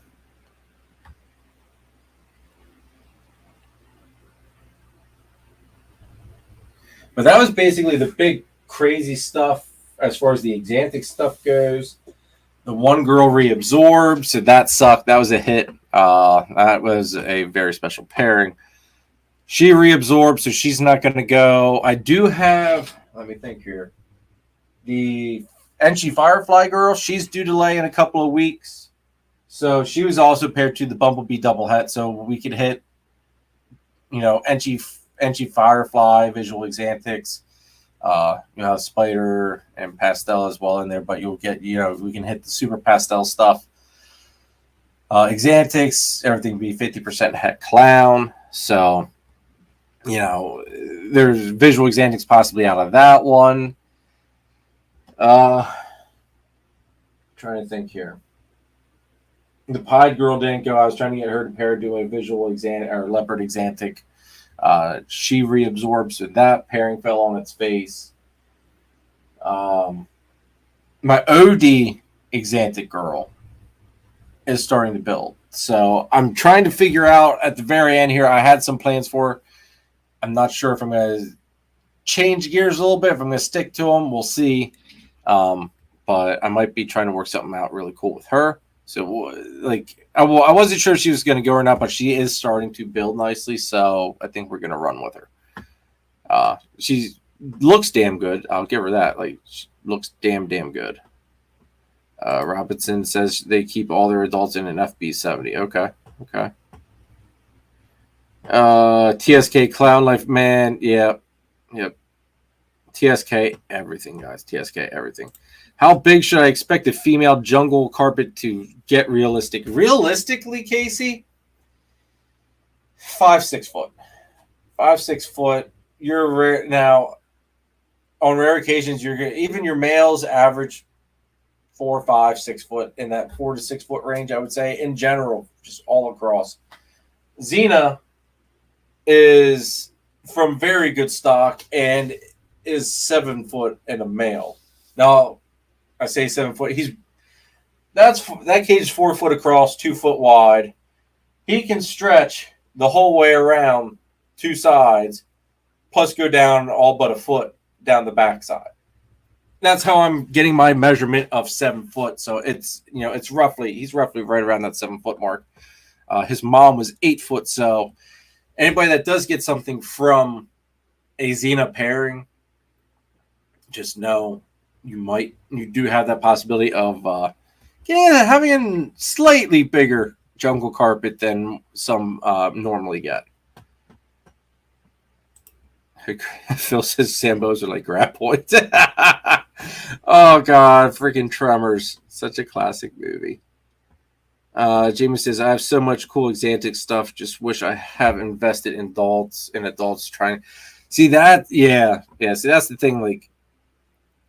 I invested in. I should have been a little bit smarter with investing with the Exantic stuff. But I also wanted to make my own stuff too. Learn and see how it, works with different things and learn the combos. I wanted to learn different aspects of it instead of just jumping in. And I'm glad I did. I've learned a few different things, just about the Exantic line itself. So, be that as it may, I'm glad I did it the way I did. Maybe not the most business savvy way to go about it, but hey, we all go at our different pace. We all have our different, budgets, I guess is the way to put it. So, the way I did it, could I have been farther ahead if I would have dropped thousands of dollars? Yeah, I could have. Could I have hit some really cool Exantic clown stuff this year? Had I dropped that money last year? Yeah, I could have. But now I've got that stuff here because I was set myself up so that way, whether I hit the Exantic clown this year or not, next year, my only options are either I hit it, have extremely terrible bad odds, which is likely, possible with me. If it can go wrong, it goes wrong for me. To an extent, I should be thankful I've had a very great season so far. So I can't bitch or moan, but I always, err for the side of the worst. Prepare for the worst, hope for the best, and you'll never be disappointed, I guess. But I've set myself up for next year that if I should hit that Exantic Clown comboed stunning snake. Hopefully that Batman boy, the Bruce Wayne boy, that's double head Exantic Clown. Hopefully he should be up to size by then. I'm hoping anyway, and put him to work. And hopefully we can hit some visual Exantic Batmans next season. That would be over the moon for me, because I've got him. I've got the Leopard Exantic Heck. Jesus, Hadley's still up. I've got the Leopard Exantic Heck Clown female that should be ready to rock and roll for 2025 season. So hopefully I can get him to pair with her. And, it'll be double head to visual.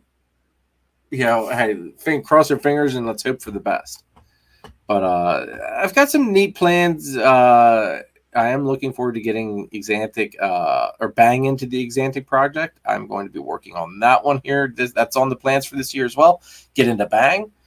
So, hitting Nathan up. Going to try to sell him a kidney. I don't know. Do you really, if you're right-handed, do you really need your left arm? But I don't know. I guess I could give part of my liver, because doesn't your liver regenerate or something? So I can give him some of my liver. We'll figure some sort of morbid payment plan of some sorts, But definitely I want to get Bang into it. Blackhead is going to be. I'm throwing Blackhead into my Exantic stuff next year. Acid, throwing Acid. I'm going to throw the Leopard Acid Blitz into the Exantic stuff next year. So there's going to be some cool stuff. I am going more the darker direction. Surprisingly, I know I'm always black and white. I'm really going to be going towards that dark direction with the Exantic stuff. Going to have to do some light stuff, but really going to go for not always having pastel in the stuff, like the super blackhead stuff. I mean, I would show off the super blackhead male that I'm going to be using. He's going into shed. He doesn't look that good right now. You don't really want to see him. He's badass, though. Go back and watch one of the pickup videos. I guess it would have been the last pickup video. But yeah, go check that out. I think it's titled "It's Raining Snakes" or something like that. Go watch that. You'll see him in all of his glory there. Just take that, visualize that in Exantic. I think Blackhead's gonna look really nice with Exantic stuff. And that's the other thing. There's so much stuff nobody's really doing with it. Baffles me. Absolutely baffles me. Lace stuff. I'm gonna be throwing lace into Exantic. Next year, hopefully. Now, I know that's not going to give me many chances to hit visual Exantics next year. But I don't know if anybody's really thrown lace into Exantic yet. Or if they have, it's probably only one version, and that's probably VPI. There's probably not many lace TSK stuff out there. So, and I've got some banger lace stuff. I'll show them off here for you, because this is the beauty of having a live that's solo. And show stuff off that you guys maybe don't see. And if you're not coming to the barbecue, if you don't get here early enough for the barbecue, you won't get to see it anyway. But this guy, leopard, mahogany, lace, yellow belly, and pastel from Triforce, John and Christine. But going to be putting him into Exantic next year. I mean, picture this snake, guys. Black and white and grayscale. I mean, that's a gorgeous freaking snake. So, I mean, there's directions I want to take the Exantic stuff. I think everybody's they're chasing all the same stuff. I don't want to be chasing everything. I want to go after what is absolutely just stunning to me. I'll probably run out of females. So next year, or not next year, but it'd be 26 year. I'm probably going to go and take, I've got a leopard banana. What the hell is he? Leopard banana citron heck clown. Yeah, leopard banana citron heck clown. I'm going to throw that into lace. Now, not lace, into Exantic. I'm not too worried as much about banana into Exantic. I've seen it. It looks kind of cool. My eyes don't know what to freaking make of it, though, I'm not going to lie. But the citron is what I want to see in the Exantic. Citron does some really nice pattern stuff, brighten stuff up as well. I think there's something to it. So another thing from John and Christine there at Triforce. Definitely, it's I got some neat stuff planned for the future. Like I'm already 25 the 25 pairings are basically already stuck into plan. 26 pairings. Like I'm a very goal. Like I set my plans up, and then you can always alter them. You can always tweak them. That's beautiful. One of the beautiful things about Husbandry Pro. I can come up with that breeding plan, and I can change it. But it gives me that visual aspect to look at it, and it's not a whole bunch of scribbles and scratched out shit. It's nice. It's organized. Plug for Husbandry Pro, guys. Use code Warfel60. That ad will be coming up soon, but use code Warfel60 when you're signing up for your Husbandry Pro thing, for your free 30-day trial. If you use that code, it gets you 60 days, though. But go ahead, try out Husbandry Pro, guys. It definitely saves me a shit ton of time. Definitely helps keep me way more organized, especially looking in the incubator, because there's more clutches in there now than what has ever been. And we're looking to add more yet. We've got, let's see, one clutch is overdue. Another clutch is due to be dropped in another week or two. Another girl is in prelay shed right now. That's the Red Stripe. She was paired to the Batman as well. So we're going to have some Bruce Wayne, Red Stripe, Het Clown stuff. So that would be cool. And my Pastel Pied girl, that was paired to a male I got from Kai, which is an Orange Dream Leopard. Where is he? OD Leopard Enchi Pied. The leopard is possible. We think it's in there, though, because of how he looks. So that pairing will prove that out as well, hopefully. But that'll be all, pied to pied, so everything will be visual. But just making some pretty stuff, guys. Just making some pretty pied stuff. But yeah.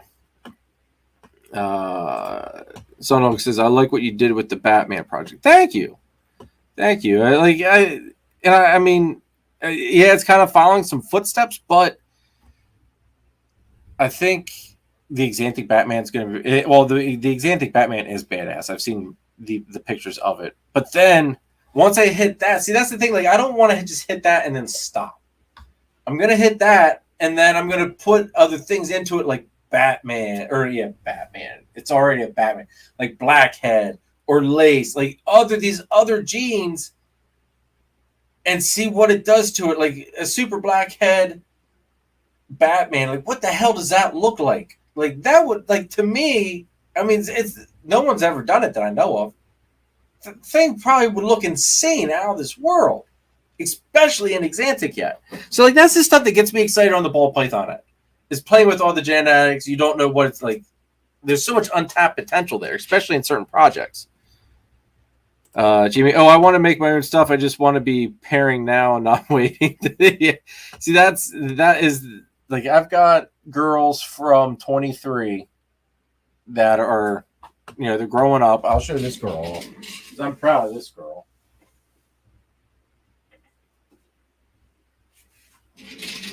This is one that I can't wait to see get up to size. This is the Pastel OD Exantic that we produced. This was the last clutch of the 23 season. I mean, I just can't wait to see her wrapped around a clutch of eggs. And she's Het Clown, too. So, I mean, just look at that. I mean, that is a beautiful freaking snake, folks. Like, color's overrated. Absolutely overrated. Like, I just can't. Like, this is one snake I do love looking at her every day. I always got to look at her every day. Every day. Like, literally. She gets looked at every day just because she drops my jaw. Yeah, simple combo. Pastel OD Exantic. And beautiful like that.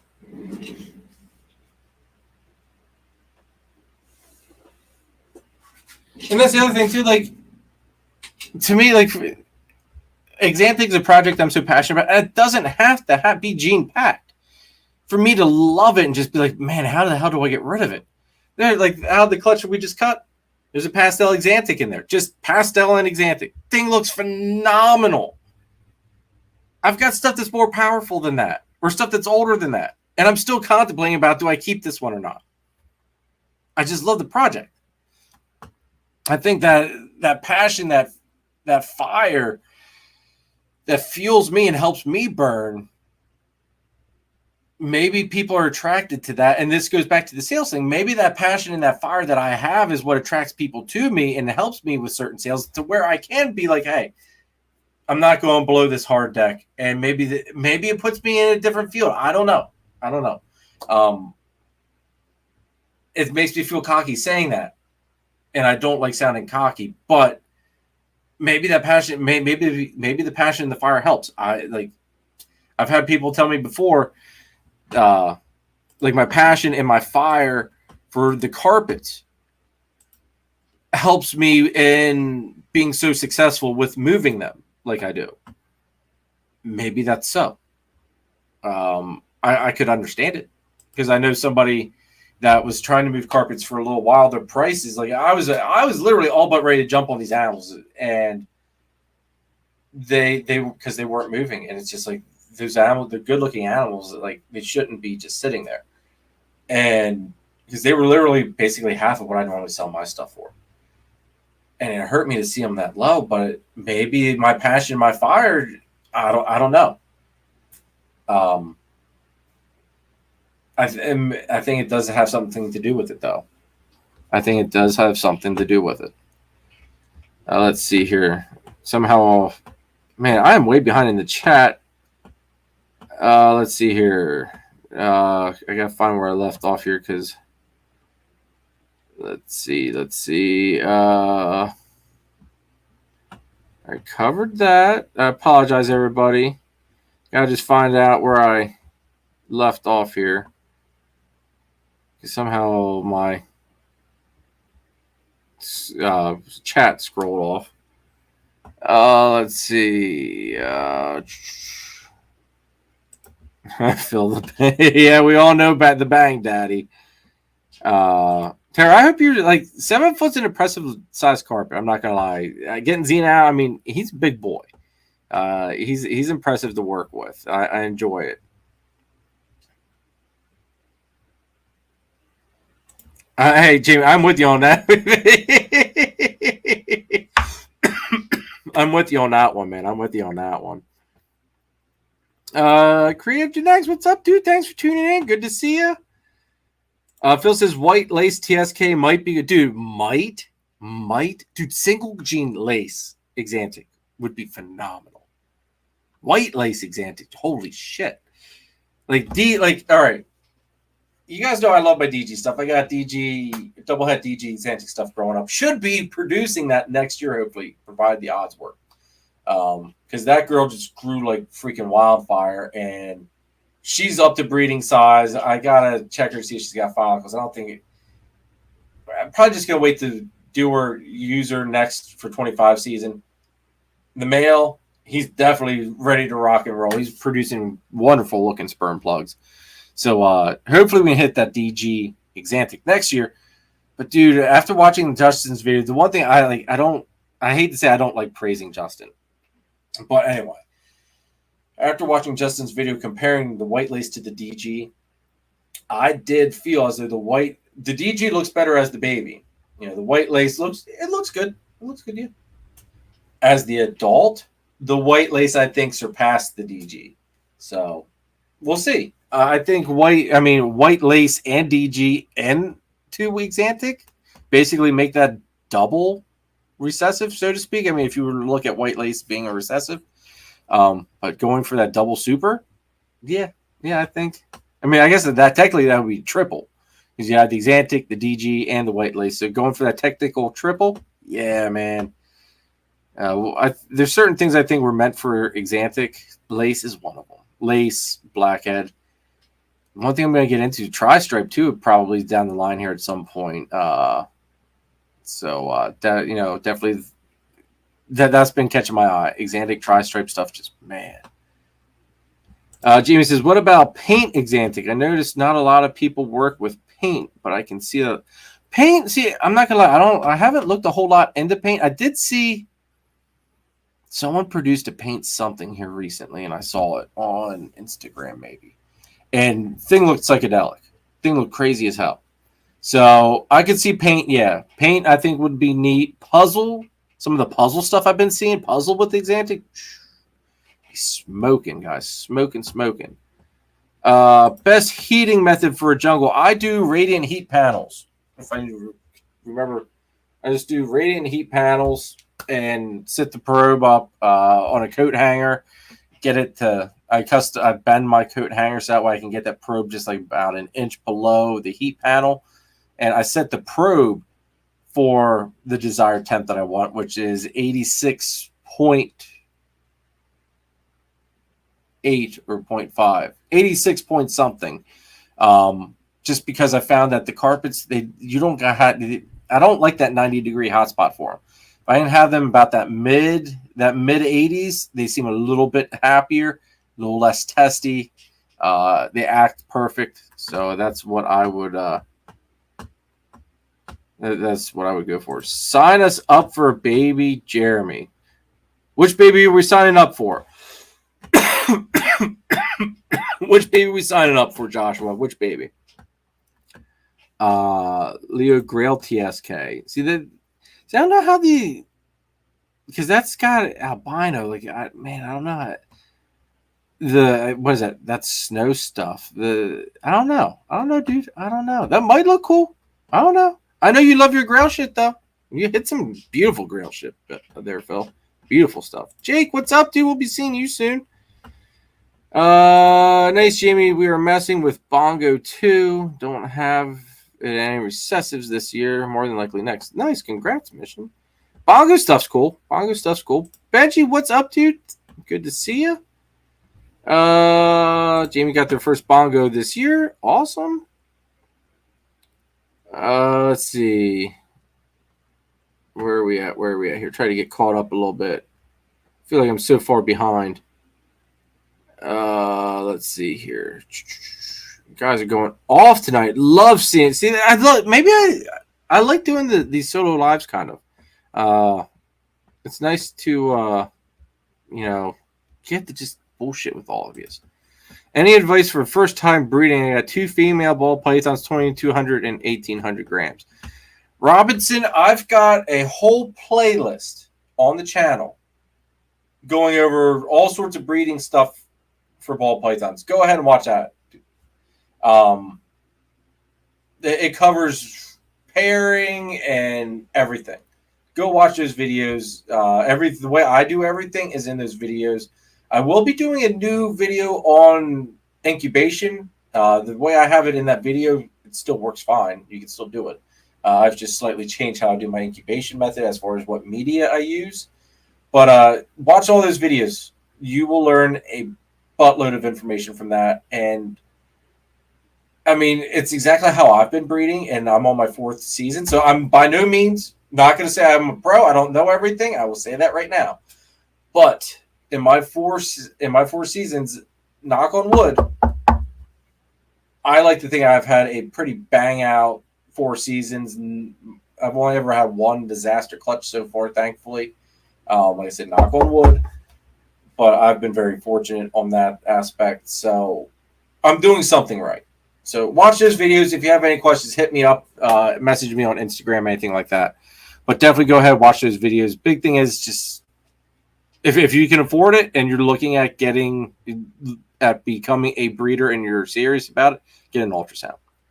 It changes the game instantly. Get the ultrasound. It's a little bit of an investment, yeah, but it's probably one of the best investments next to Husbandry Pro that you'll make. Ooh, DG White Lace Clown Pie. Yeah, that would be nice, Phil. That would be nice. Our dad's going crazy. What's up? Thanks for tuning in. Benji, I don't know if I said hi to you, but what's up? Oh, God, yeah. Yeah, the Hulk. Yeah, oh, God, that chick. Yeah.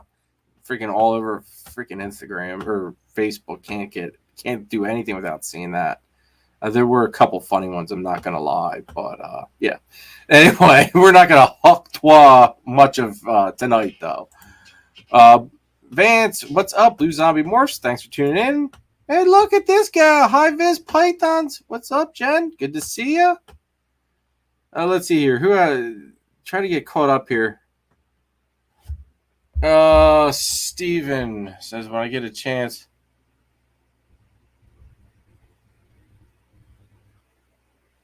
Steven, I will get back to you here after the live's over and stuff. So I will go and read that and get back to you on that. Let's see here. Man, I love this, guys. I love this. This chat's going freaking wild. Absolutely freaking love it. Let's see here. Yes, chat interactive episodes are good. I love it, man. I love it. I love seeing everybody chatting it up. It's good to see. Our Mission More says they're playing with Sunset too, but not near the combos you are at, and not visuals yet either. Hey, that's all right. Though. You gotta start somewhere. Exactly. And Jen said it right there. You gotta start somewhere. So, all right. Let's go ahead and dive into some other. Actually, we're going to run the last channel sponsor quick, guys, and then we're going to dive into the last little hoorah because we're already at 2 hours. I got 2 more things I want to cover quick.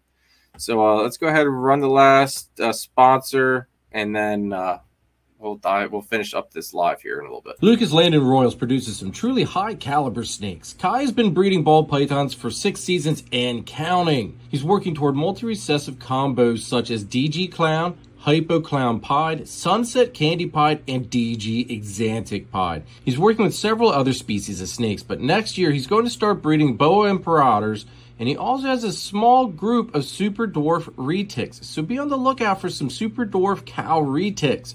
Become a royal at Lucas Landon Royals. If you want to use the best reptile record keeping and tracking software on the market today, scan the QR code or click our partnership link in the description down below for a free 30-day trial of Husbandry Pro. I promise you will not regret it. And make sure you guys use that code Warfel60. Gets you 60 days free instead of just the normal 30 days. And look at this guy. Like he freaking okay. He says about time. Okay, sitting quietly in the chat, and now all of a sudden he just jumps up out of nowhere. But yeah, use code Warfel60, guys. Gets you 60 days free on Husbandry Pro. You don't need this. Put in a credit card right away. Get your trial. If it's something you decide you do like, then you pick your plan. I would suggest though, do your trial on like the breeder level plan. If you've got like Herbstat spider webs, you can link them to your Husbandry Pro. So no matter where you're at, you can keep tabs on those temps. You get notifications through it as well. You've got the store aspect. Man, the sky's the limits with Husbandry Pro. The aspects, just even for shows, freaking. It's limitless, guys. Absolutely limitless. Go ahead, click that affiliate link, give it a shot. I mean, it's a free trial, guys. Like, I'd be surprised if you didn't sign up for it. I'm not much for using tech more than I have to, and this stuff just like, man, I absolutely love Husbandry Pro. Let's see here. Joshua says, "How do we go from Exantic to Sunset?" Oh, Joshua, that's freaking hilarious. Yes, how the hell did we go from something as awesome as Exantic to Sunset? Anyway, just playing. We all have our cup of tea. But anyway, the next thing I do want to cover is the snake room is underway. We are, I'm going to say, a quarter of the way done. Things are going. There's a little bit of finesse involved with this expansion. Not only am I not doing really any of the work, having my brother-in-law do it for me, just because I don't have the time to really do it. So, hey, I'll pay somebody to do it, and that's what he does for a living anyway. So why not? But I made sure, because I get tired of doing like carrying gallon-sized water jugs up and down the steps, filling them up multiple times. So the one thing I made sure of with doing this whole, expansion, revamping stuff, I will say that I had to have a hose set up. So that's my big exciting thing. I'm going to have a hose, and so that way I don't have to carry jugs anymore. I will have a hose down in the basement, just walk around and fill the water bowls up. I'm super excited about that. I know it's super simple, but I think that's gonna save me so much freaking time. I'm excited for it. I'm sorry. Maybe I'm just really simple-minded on shit like that. I'll say yes. Without HP in this business, forget about it. Yeah, no, I agree. Even if you like clutch, hey, there's room for people using clutch too. I mean, Husbandry Pro, though, I think the thing I like about it is that it's shaped by the users. That's a big thing. Robert and the team take into consideration what the users want, need. So, excuse me. That's a big important thing, and it's not just ball pythons. It's everything, guys. You can do lizards, snakes, fish. You can keep track of whatever the hell you want to keep track of on that software. So I think that puts it a step above most. So, and it's so versatile too. There is a Husbandry Pro YouTube channel. Go check it out. I don't have the link in the description for that. Just type in Husbandry Pro. You'll also probably find some of my tutorial videos as well that pop up. So check those out too. If you're thinking about it, sign up for the free plan. Check out the tutorials. Set up 1 or 2 animals. Like, don't go crazy setting stuff up. Set up 1 or 2 animals. Test it out. See how you like it. If you guys have questions, hit me up. Let me know. Watch those tutorials. Watch the Husbandry Pro YouTube channel as well, because we've been doing an episode a week by different people. Shane Kelly had this week's episode. I had the week prior. So everybody's kind of taking different weeks. I was going to be doing July. July is going to be super crazy for me. And Zach and the Husbandry Pro team were generous enough to be understanding enough that between doing all these shows, the YouTube channel, the snakes, my wife and kids, that when it gets a little hectic like that, hey, Jeremy can't always do an episode a week, but I'm going to try to do my due diligence and do my best to be able to do 1 episode a month with on the Husbandry Pro channel, because I consider it a great it's awesome to be affiliated with a brand like that. It's awesome that they put their trust in me as well to help support them and spread the word. So it's just it's an honor. So thank you, Robert. If you are watching this, thank you, dude. I appreciate it. Jen says, and now I got to figure out how to link the spider to my. Yes. Jen, hit me up if you have questions. I know there's instructions on Husbandry Pro itself to linking it. You have to have the breeder plan though. It's only on the breeder plan and up. But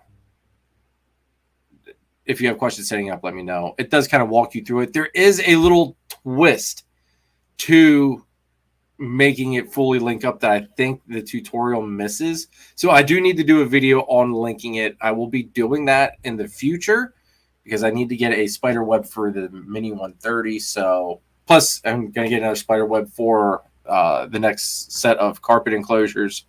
So I've got time to do those. Let's see here. That period just before. See that? I don't know what Sunset and Exantic would look like. I don't think that would look that. I don't think that would be too good. I don't think they would complement each other though. I don't know. And who knows? You don't know until you try it. But I don't know. I don't know if it would be something where that would look good. And Jimmy, and maybe we could do that. Maybe we could do like record it on here, like I don't know, a backstage thing, and then just kind of record it from there and run through it. Yeah, we'll figure it out. So I'll get a hold of you then. But all right, anyway. So the snake room expansion is going good. It won't be ready by the barbecue. No way in hell will it be ready by the barbecue. But it will be done by this year. My guess would be this is July, or it'll probably be done by September. So it'll be ready to rock and roll for a 25 season. Because I've got, like I said, I'm getting a set of carpet enclosures built. I got to get the Mini 130. I've got to figure out, do the carpets stay in this room? Because as everybody knows, I am King Outlet. So I've got to figure out do I keep the carpets over here because of there being so many outlets that it's a little bit more forgiving because of the enclosures and where I got to put shit? Or do I move the carpets over to the new bigger section, make that the carpet room, keep this more the ball pythons, and run with it from there? So I got to see. I'm kind of liking putting the carpets over on the other side. I don't know. I'm going to have to toy with that a little bit because the room over there, though, will allow me to have a row of racks going down the middle of this room, basically. So I'll have racks surrounding all the walls and a row of racks going down the middle. It's almost going to look like I'm a professional. It's kind of crazy to think. But let's see here. Steven said they just got GHI doublehead Sunset DG girl. Oh, nice, dude. GHI with Sunset, I think, would look nice. I think GHI with anything looks nice. Bob is pairing triple head Sunset DG Exantics this season. He's pretty sure. So I'd be curious to see what it would look like. I mean, I do like the pattern part of Sunset. I just don't. It's the color that I can't get on board with how the color is on them. Steven, however, though, does have a really badass Sunset that I do like. I think it was a leopard something Sunset. That did hold its color really well. Sunset, it's one of those things, I like it. I like certain ones, but I don't like other ones. So I'm very Sunset just isn't a good project for me to promote or get on the hype wagon. But like I said, everybody's got their thing. If we all like the same damn thing, it would be a boring ass world, and it would be flooded with the same freaking thing on top of being flooded with just ball pythons. James says, "Wow, I can't wait to see that." I say DG Exantics in itself, phenomenal. So, and the last thing I'm going to cover, folks, because we are at 31 people, it's 10 o'clock here, a little past 10. We're a little bit beyond the 2-hour mark, but the barbecue, I want to go over the barbecue that's coming up. July 6th is Warstock 24. We've got Alan from Proper Royals coming out, going to be providing us some live entertainment. If you guys in the chat or anybody that supports the channel wants to come out to this, July 6th starts at noon. If you want to be here early and get to come down to the snake room for a little bit, come a little bit early. Because once the majority of people get here, I'm done being down here in the snake room. I'm not missing the party again. Last year I was stuck in the snake room basically the whole day. And I never thought I'd get tired of talking snakes, but I was tired of showing off my snakes. Like, I just wanted to be up there with everybody, hanging out, enjoying everything, enjoying Adam's music, and I missed it all. So this year, I decided, you know what? If people want to get here early, or if they want to stay late and then come in and see the snakes, have at it. Otherwise, no snake room stuff. So that's that aspect of it. So if you're coming, you want to see the snakes, get here before 12. The other thing is, it is $10 per person. That's just adults, kids. I'm not going to charge for kids, but the $10, just to be completely transparent up front, goes to paying to get Adam's flight out here, because paying for the entertainment. I mean, last year Adam came out of the goodness of his heart, and he kind of worked that into his travels. But this year, Adam had moved to the other side of the country, basically. So I say he moved to the middle of the freaking country. He moved farther away than what he was. And now there wasn't a trip to kind of sidetrack him over to here. So we're flying him out. That $10 per person goes to help paying for that plane ticket to get him out here, to provide that entertainment for us, to get to hang out with him, because I think a lot of us do enjoy Adam's content, his YouTube channel. So, plus I enjoy Adam's friendship. Him and I have become rather good friends, and I have this live stream because of him. So if you guys don't like what I do here, blame Adam. He's the one that got me started on this shit. So, so that goes to helping pay for that plane ticket. Also goes towards helping to pay for the Porta-John, and everything beyond that gets donated to USARK.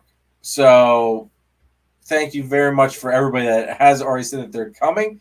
I forget what the last number I counted was. I think we're getting close to like 50 people roughly. So that's a good bit of people. I'm not gonna lie.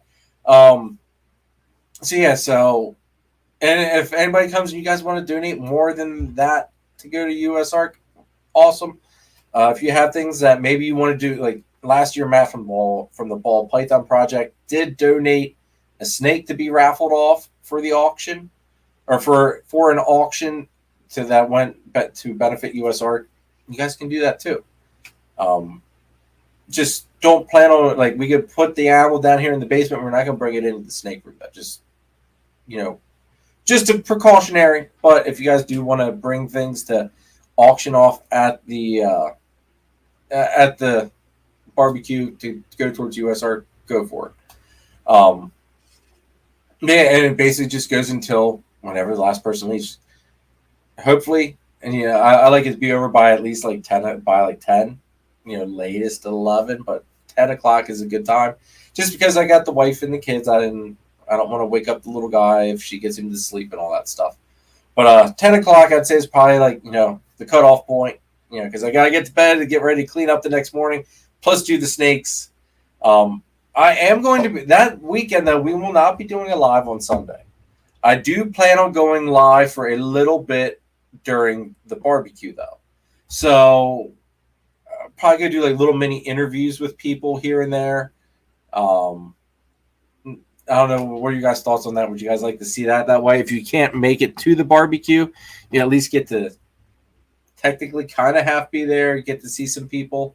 And like I said, it's an open invitation. Just hit me up, message me if anybody does want to make the travels. I know, like I said before earlier, that some of the people that are making these long travels, like Jim from Straight Blast Pythons, he's making a hell of a drive to come out here. And it's appreciated. It's cool because I have gotten to meet Jim in person before he moved.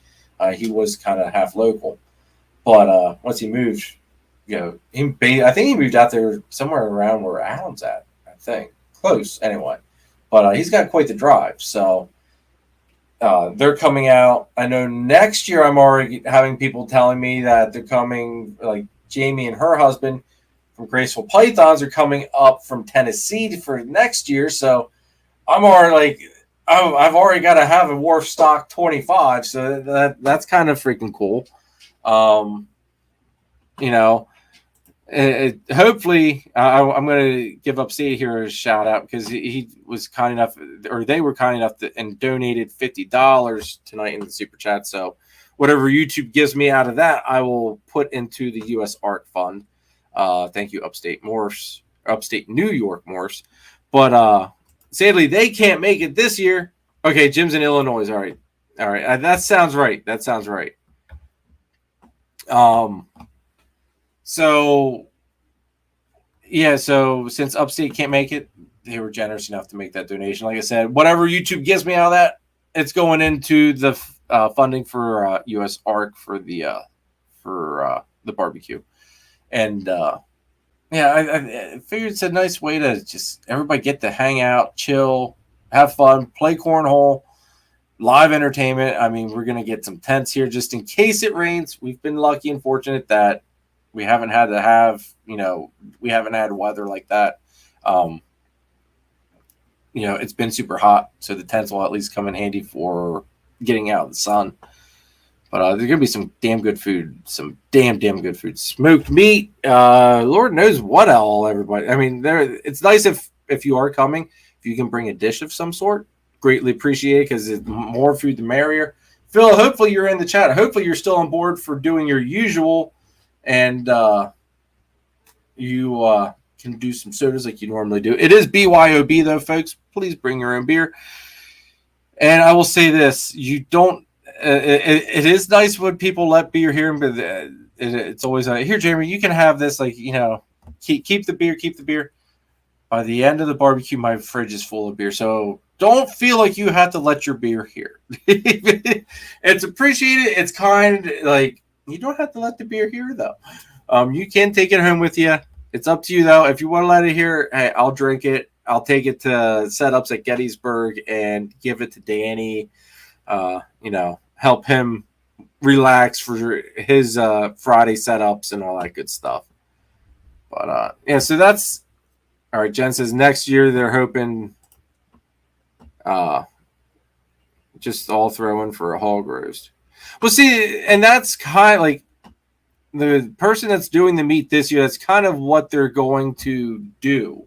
They're smoking some like 2 big pans of meat for us. So apparently that's supposed to feed a shit ton of people. So I'm thinking we're probably gonna be set on food on that aspect. But no, I've next year. Who knows? I'll gauge responses and stuff. This thing's grown to something I haven't imagined to begin with. So I don't think we're too far off from doing a catered event. That being said, though, if I were to go the catered route, it's going to be more than $10 a head. So it's it's kind of I got to weigh the options here. Are people really going to want to come out to a party that they got to pay $20 or $30 a person to go hang out and shoot the shit? I don't know if there's gonna be many people that want to do that. There's gonna be many people that want to make that Jim's ears must have been ringing because there's Jim. Jim, we were just talking about you, dude. I don't know if there's many people that would want to make a long ass drive or pilgrimage, as I call it, to here for a barbecue if they're having to spend more than $10 a person. So I gotta try to. There's a lot of I'm kind of going through uncharted territory for myself. And also trying to figure out what do you really charge? Is that going to be enough to cover this or that? I do like trying to keep things to where I can make the donation to US ARC. So if I do the catering, can I do this? Still do the donation? There's a lot of stuff I got to try to figure out. Bounce things off of stuff within this group that's watching, as well as my local group, the PA guys. I really hang a lot on their advice and wording, and their thoughts on it. So it's kind of a fly by the seat of my pants type of deal. We'll see how this year goes. See what the turnout actually is. See how many people would love to come for next year. And normally it's always right around this 4th of July week. Sometimes it's the week before. Sometimes it's the week after, and sometimes I can nail it where it's right on that week. So it kind of depends what I can actually get off for work. Because normally there's a guy, he always takes off 4th of July week, and it was a blessing that I actually got the actual week of the 4th off this year. So Jen says, yes, 100%. Yes, I'd make the pilgrimage and pay $20 as long as the kids eat free. Yeah, kids eat free. I mean, hell, kids can't. Tents are, you put tents up in the yard. Just don't yell at me if the deer come in. We've got deer that run around, so you might end up with a. Oh, Jen, you don't even got to bring a bouncy house. I've got access for a bouncy house if I know we're gonna have a bunch of kids. Got plenty of stuff for a bouncy house. Well, Tara, will there be yoo-hoo? Tara, well, that depends. Are you bringing yoo-hoo? If anybody doesn't know, Tara always she blesses us at the Gettysburg show every time she brings us either a big box of yoo-hoos or a box of canned yoo-hoos, and it's just kind of like a running joke that Tara just brings us the luck. She brings us the yoo-hoos. But yeah, there can be yoo-hoo, Tara. There can be yoo-hoo. I figure there's definitely going to be soda and water. And if people bring beer. Jim says his wife has family in PA. Okay. Well, see, all right, it's a 2-in-1 trip then. All right. But yeah, guys, and that's kind of, I can't think of anything else really. It's kind of a big rundown. It's hard to, going on 2.5 hours of me just shooting the shit with you. It's kind of nice just to get to talk. Normally, I don't get to just talk like this. It's kind of nice. Never guess that I'm an introvert. I'm a really shy person out in public. Anyway, that's kind of everything that I think I really wanted to cover tonight, guys. Went over the barbecue, some of the snake room expansion, talks about carpets and balls. Yeah, that's kind of it. Is there anybody in the chat right now that does have any questions about the barbecue or anything? Just hit me up on Instagram or on Facebook if you do want to come. Like I said, it's an open invite, just $10 per person. Just don't be shocked. But yeah, it's a good time. Food, cornhole. If you don't mind, bring a dish if you're able to. If you're making a long drive, I don't expect you to bring a dish, especially because of making the long drive. Like I'm not gonna, anybody that's half local. It's nice to. It's nice if you are local. If you can bring a little something to help out. Can't think of everything that people want. Matt, if you're watching this, that means you bringing your bacon that Nicole will probably hang you up from the tree if you don't bring. Scott, are you signing autographs? Scott, I will sign autographs. For anybody that is feeling ridiculous enough to want me to sign anything, I will sign something. Maybe we can make that a U.S. Art thing too, like a $5 donation to U.S. Art for Jeremy Warfel autograph. That's a crazy ass freaking idea. Are you giving out autographs? I mean, we can do autographs, Scott. I mean, I know Chris from BNS won that autographed picture from John and Christine and myself that I had took from one of our live, actually the first live that I ever did with John and Christine. But myself and the two of them signed it, and Chris won it on their auction for making a donation to U.S. Art. So who knows? Maybe Chris will autograph it, and maybe he'll put it up for an auction during the barbecue. Who knows? We'll have to see. We could have some fun with this autograph stuff. I'm not gonna lie. And Tara does have my autograph. I was actually honored to be the first one to sign her husband Scott's. I think it was like a longboard. I think it was a longboard, wasn't it, Tara? And Tara says they're bringing the skateboard as well. Oh God! And Chris is there in the balls deep. Chris, what's up, brother? Good to see you. Chris is there. I don't know if I should be scared or honored, Chris. I don't.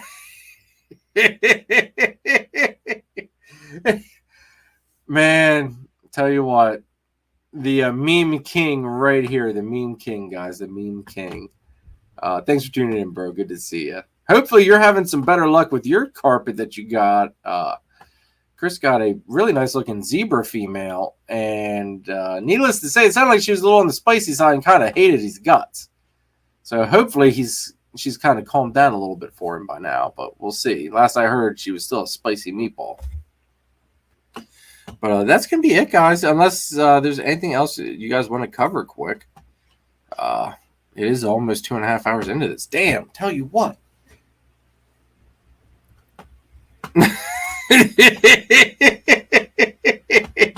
Oh God, dude, I'll never freaking forget that. Oh God, I thought you were gonna piss all over the place. You were laughing that freaking hard. If you guys want to hear that story, you guys are got to come to the barbecue, and I will tell you that story in person beside Chris, so that way you get his input on it as well. But yeah, that definitely was a story for the record books on that one. Oh man, that night will live in infamy. But anyway, guys, that's going to be it. I appreciate all the love and support. Make sure you guys go ahead, hit that like button, please. Hit that subscribe button if you're new to the channel. This is your first time being in the live audience and you were maybe sitting in the shadows. Next time, feel free to chat it up. Like I said, hit that subscribe button, guys. Definitely make sure that notification bell is rung.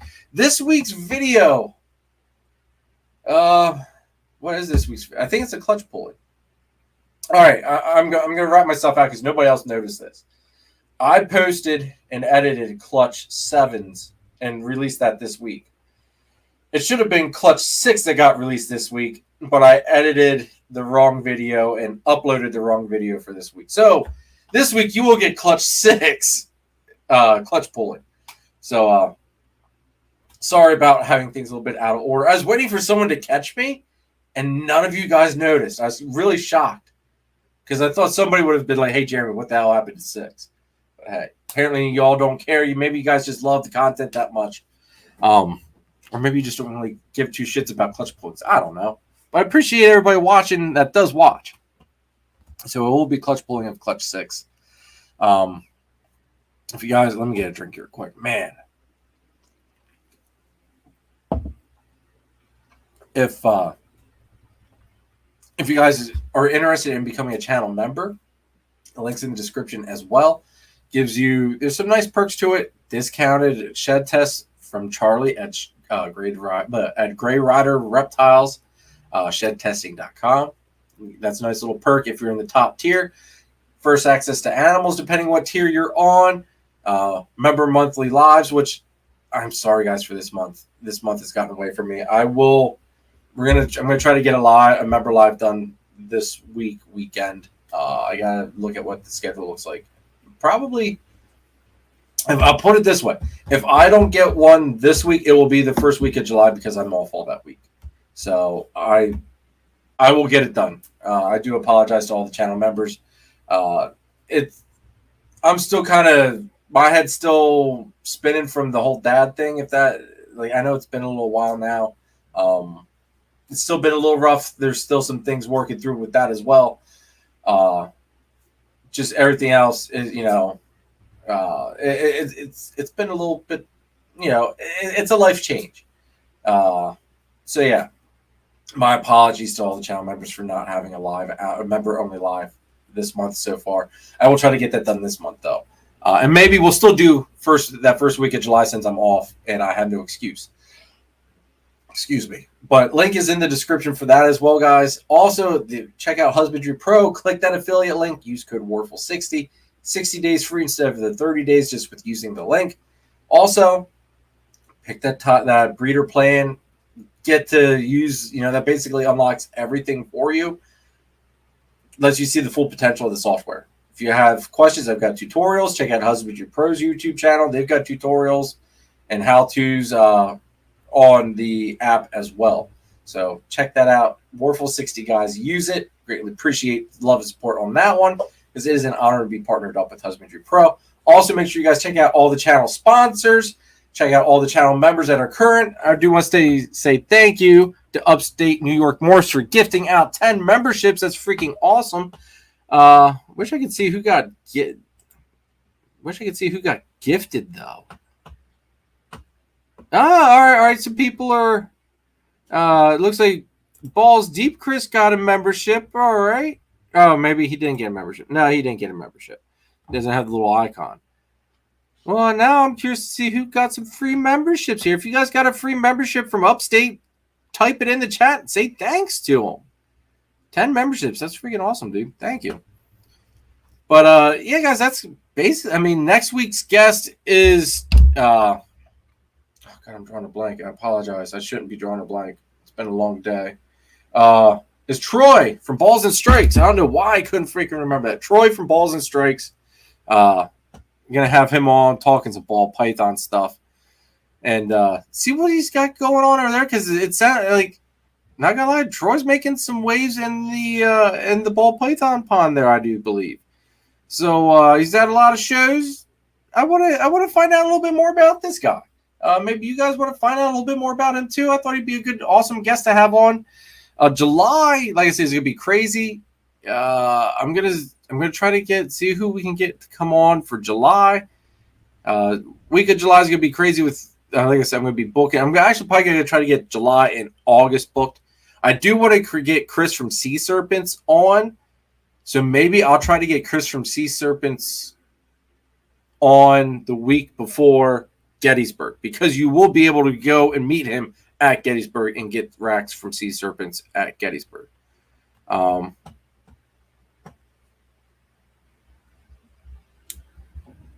right, Tara sent me a thing. Hold on here. Let me see. Let's see here. Oh, damn. All right. I didn't realize. Damn, there's a lot of people in the chat just sitting back being quiet. Brotherly Love Exotics, Polk County Pythons, Andrew Heckler, Blue Collar Balls, Matt, F&A Balls, Hold My Beer, Mr. Shizp, JNS Exotics, James Perry, Delicious, Head Stamp All Pythons. Congrats on becoming channel members. When I do the member only live, you guys will be able to come on to the live, hang out with us. It's kind of like a format, like it's on StreamYard. I send out, the link will be posted, like a normal live video. It'll only be for the members though. It'll only get to you guys to make sure the notification bell is rung.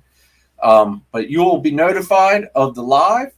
Come in the chat. I'll put the link in the chat. And if you guys want to hop on here and chill with us, bullshit with us, sometimes I do get a guest on to talk about certain topics. So, yeah, it's a nice way to just network, hang out, bounce ideas, questions, all that type of shit. So, thank you again. Thank you again, Upstate. That's awesome. But that's it. Good. That's going to be it, guys. Like I said, be ready for that member only live. I will try to get that done for this weekend. I think Saturday, probably Saturday evening, I can probably do it. Excuse me. But that's going to be it, guys. Greatly appreciate all the love and support. Have a great rest of the weekend. What's left of your Sunday. I mean, for here, it's 10:30, so you guys don't have much of your Sunday left. But have a good rest of the week. Stay cool. If you're where it's going to be massive, excessive heat, stay cool, please. Heat illness is not to be freaking screwed with. I do excavating. I'm outside all day long. Yeah, I'm in the AC for a little bit. I'm outside the AC for a little bit too. So I get it. Stay cool. Take care of yourself. Drink plenty of water. And good luck with your breeding season. Hope you guys all have a blessed breeding season as well. I'll catch you guys next weekend here, 8 p.m. Eastern Standard Time.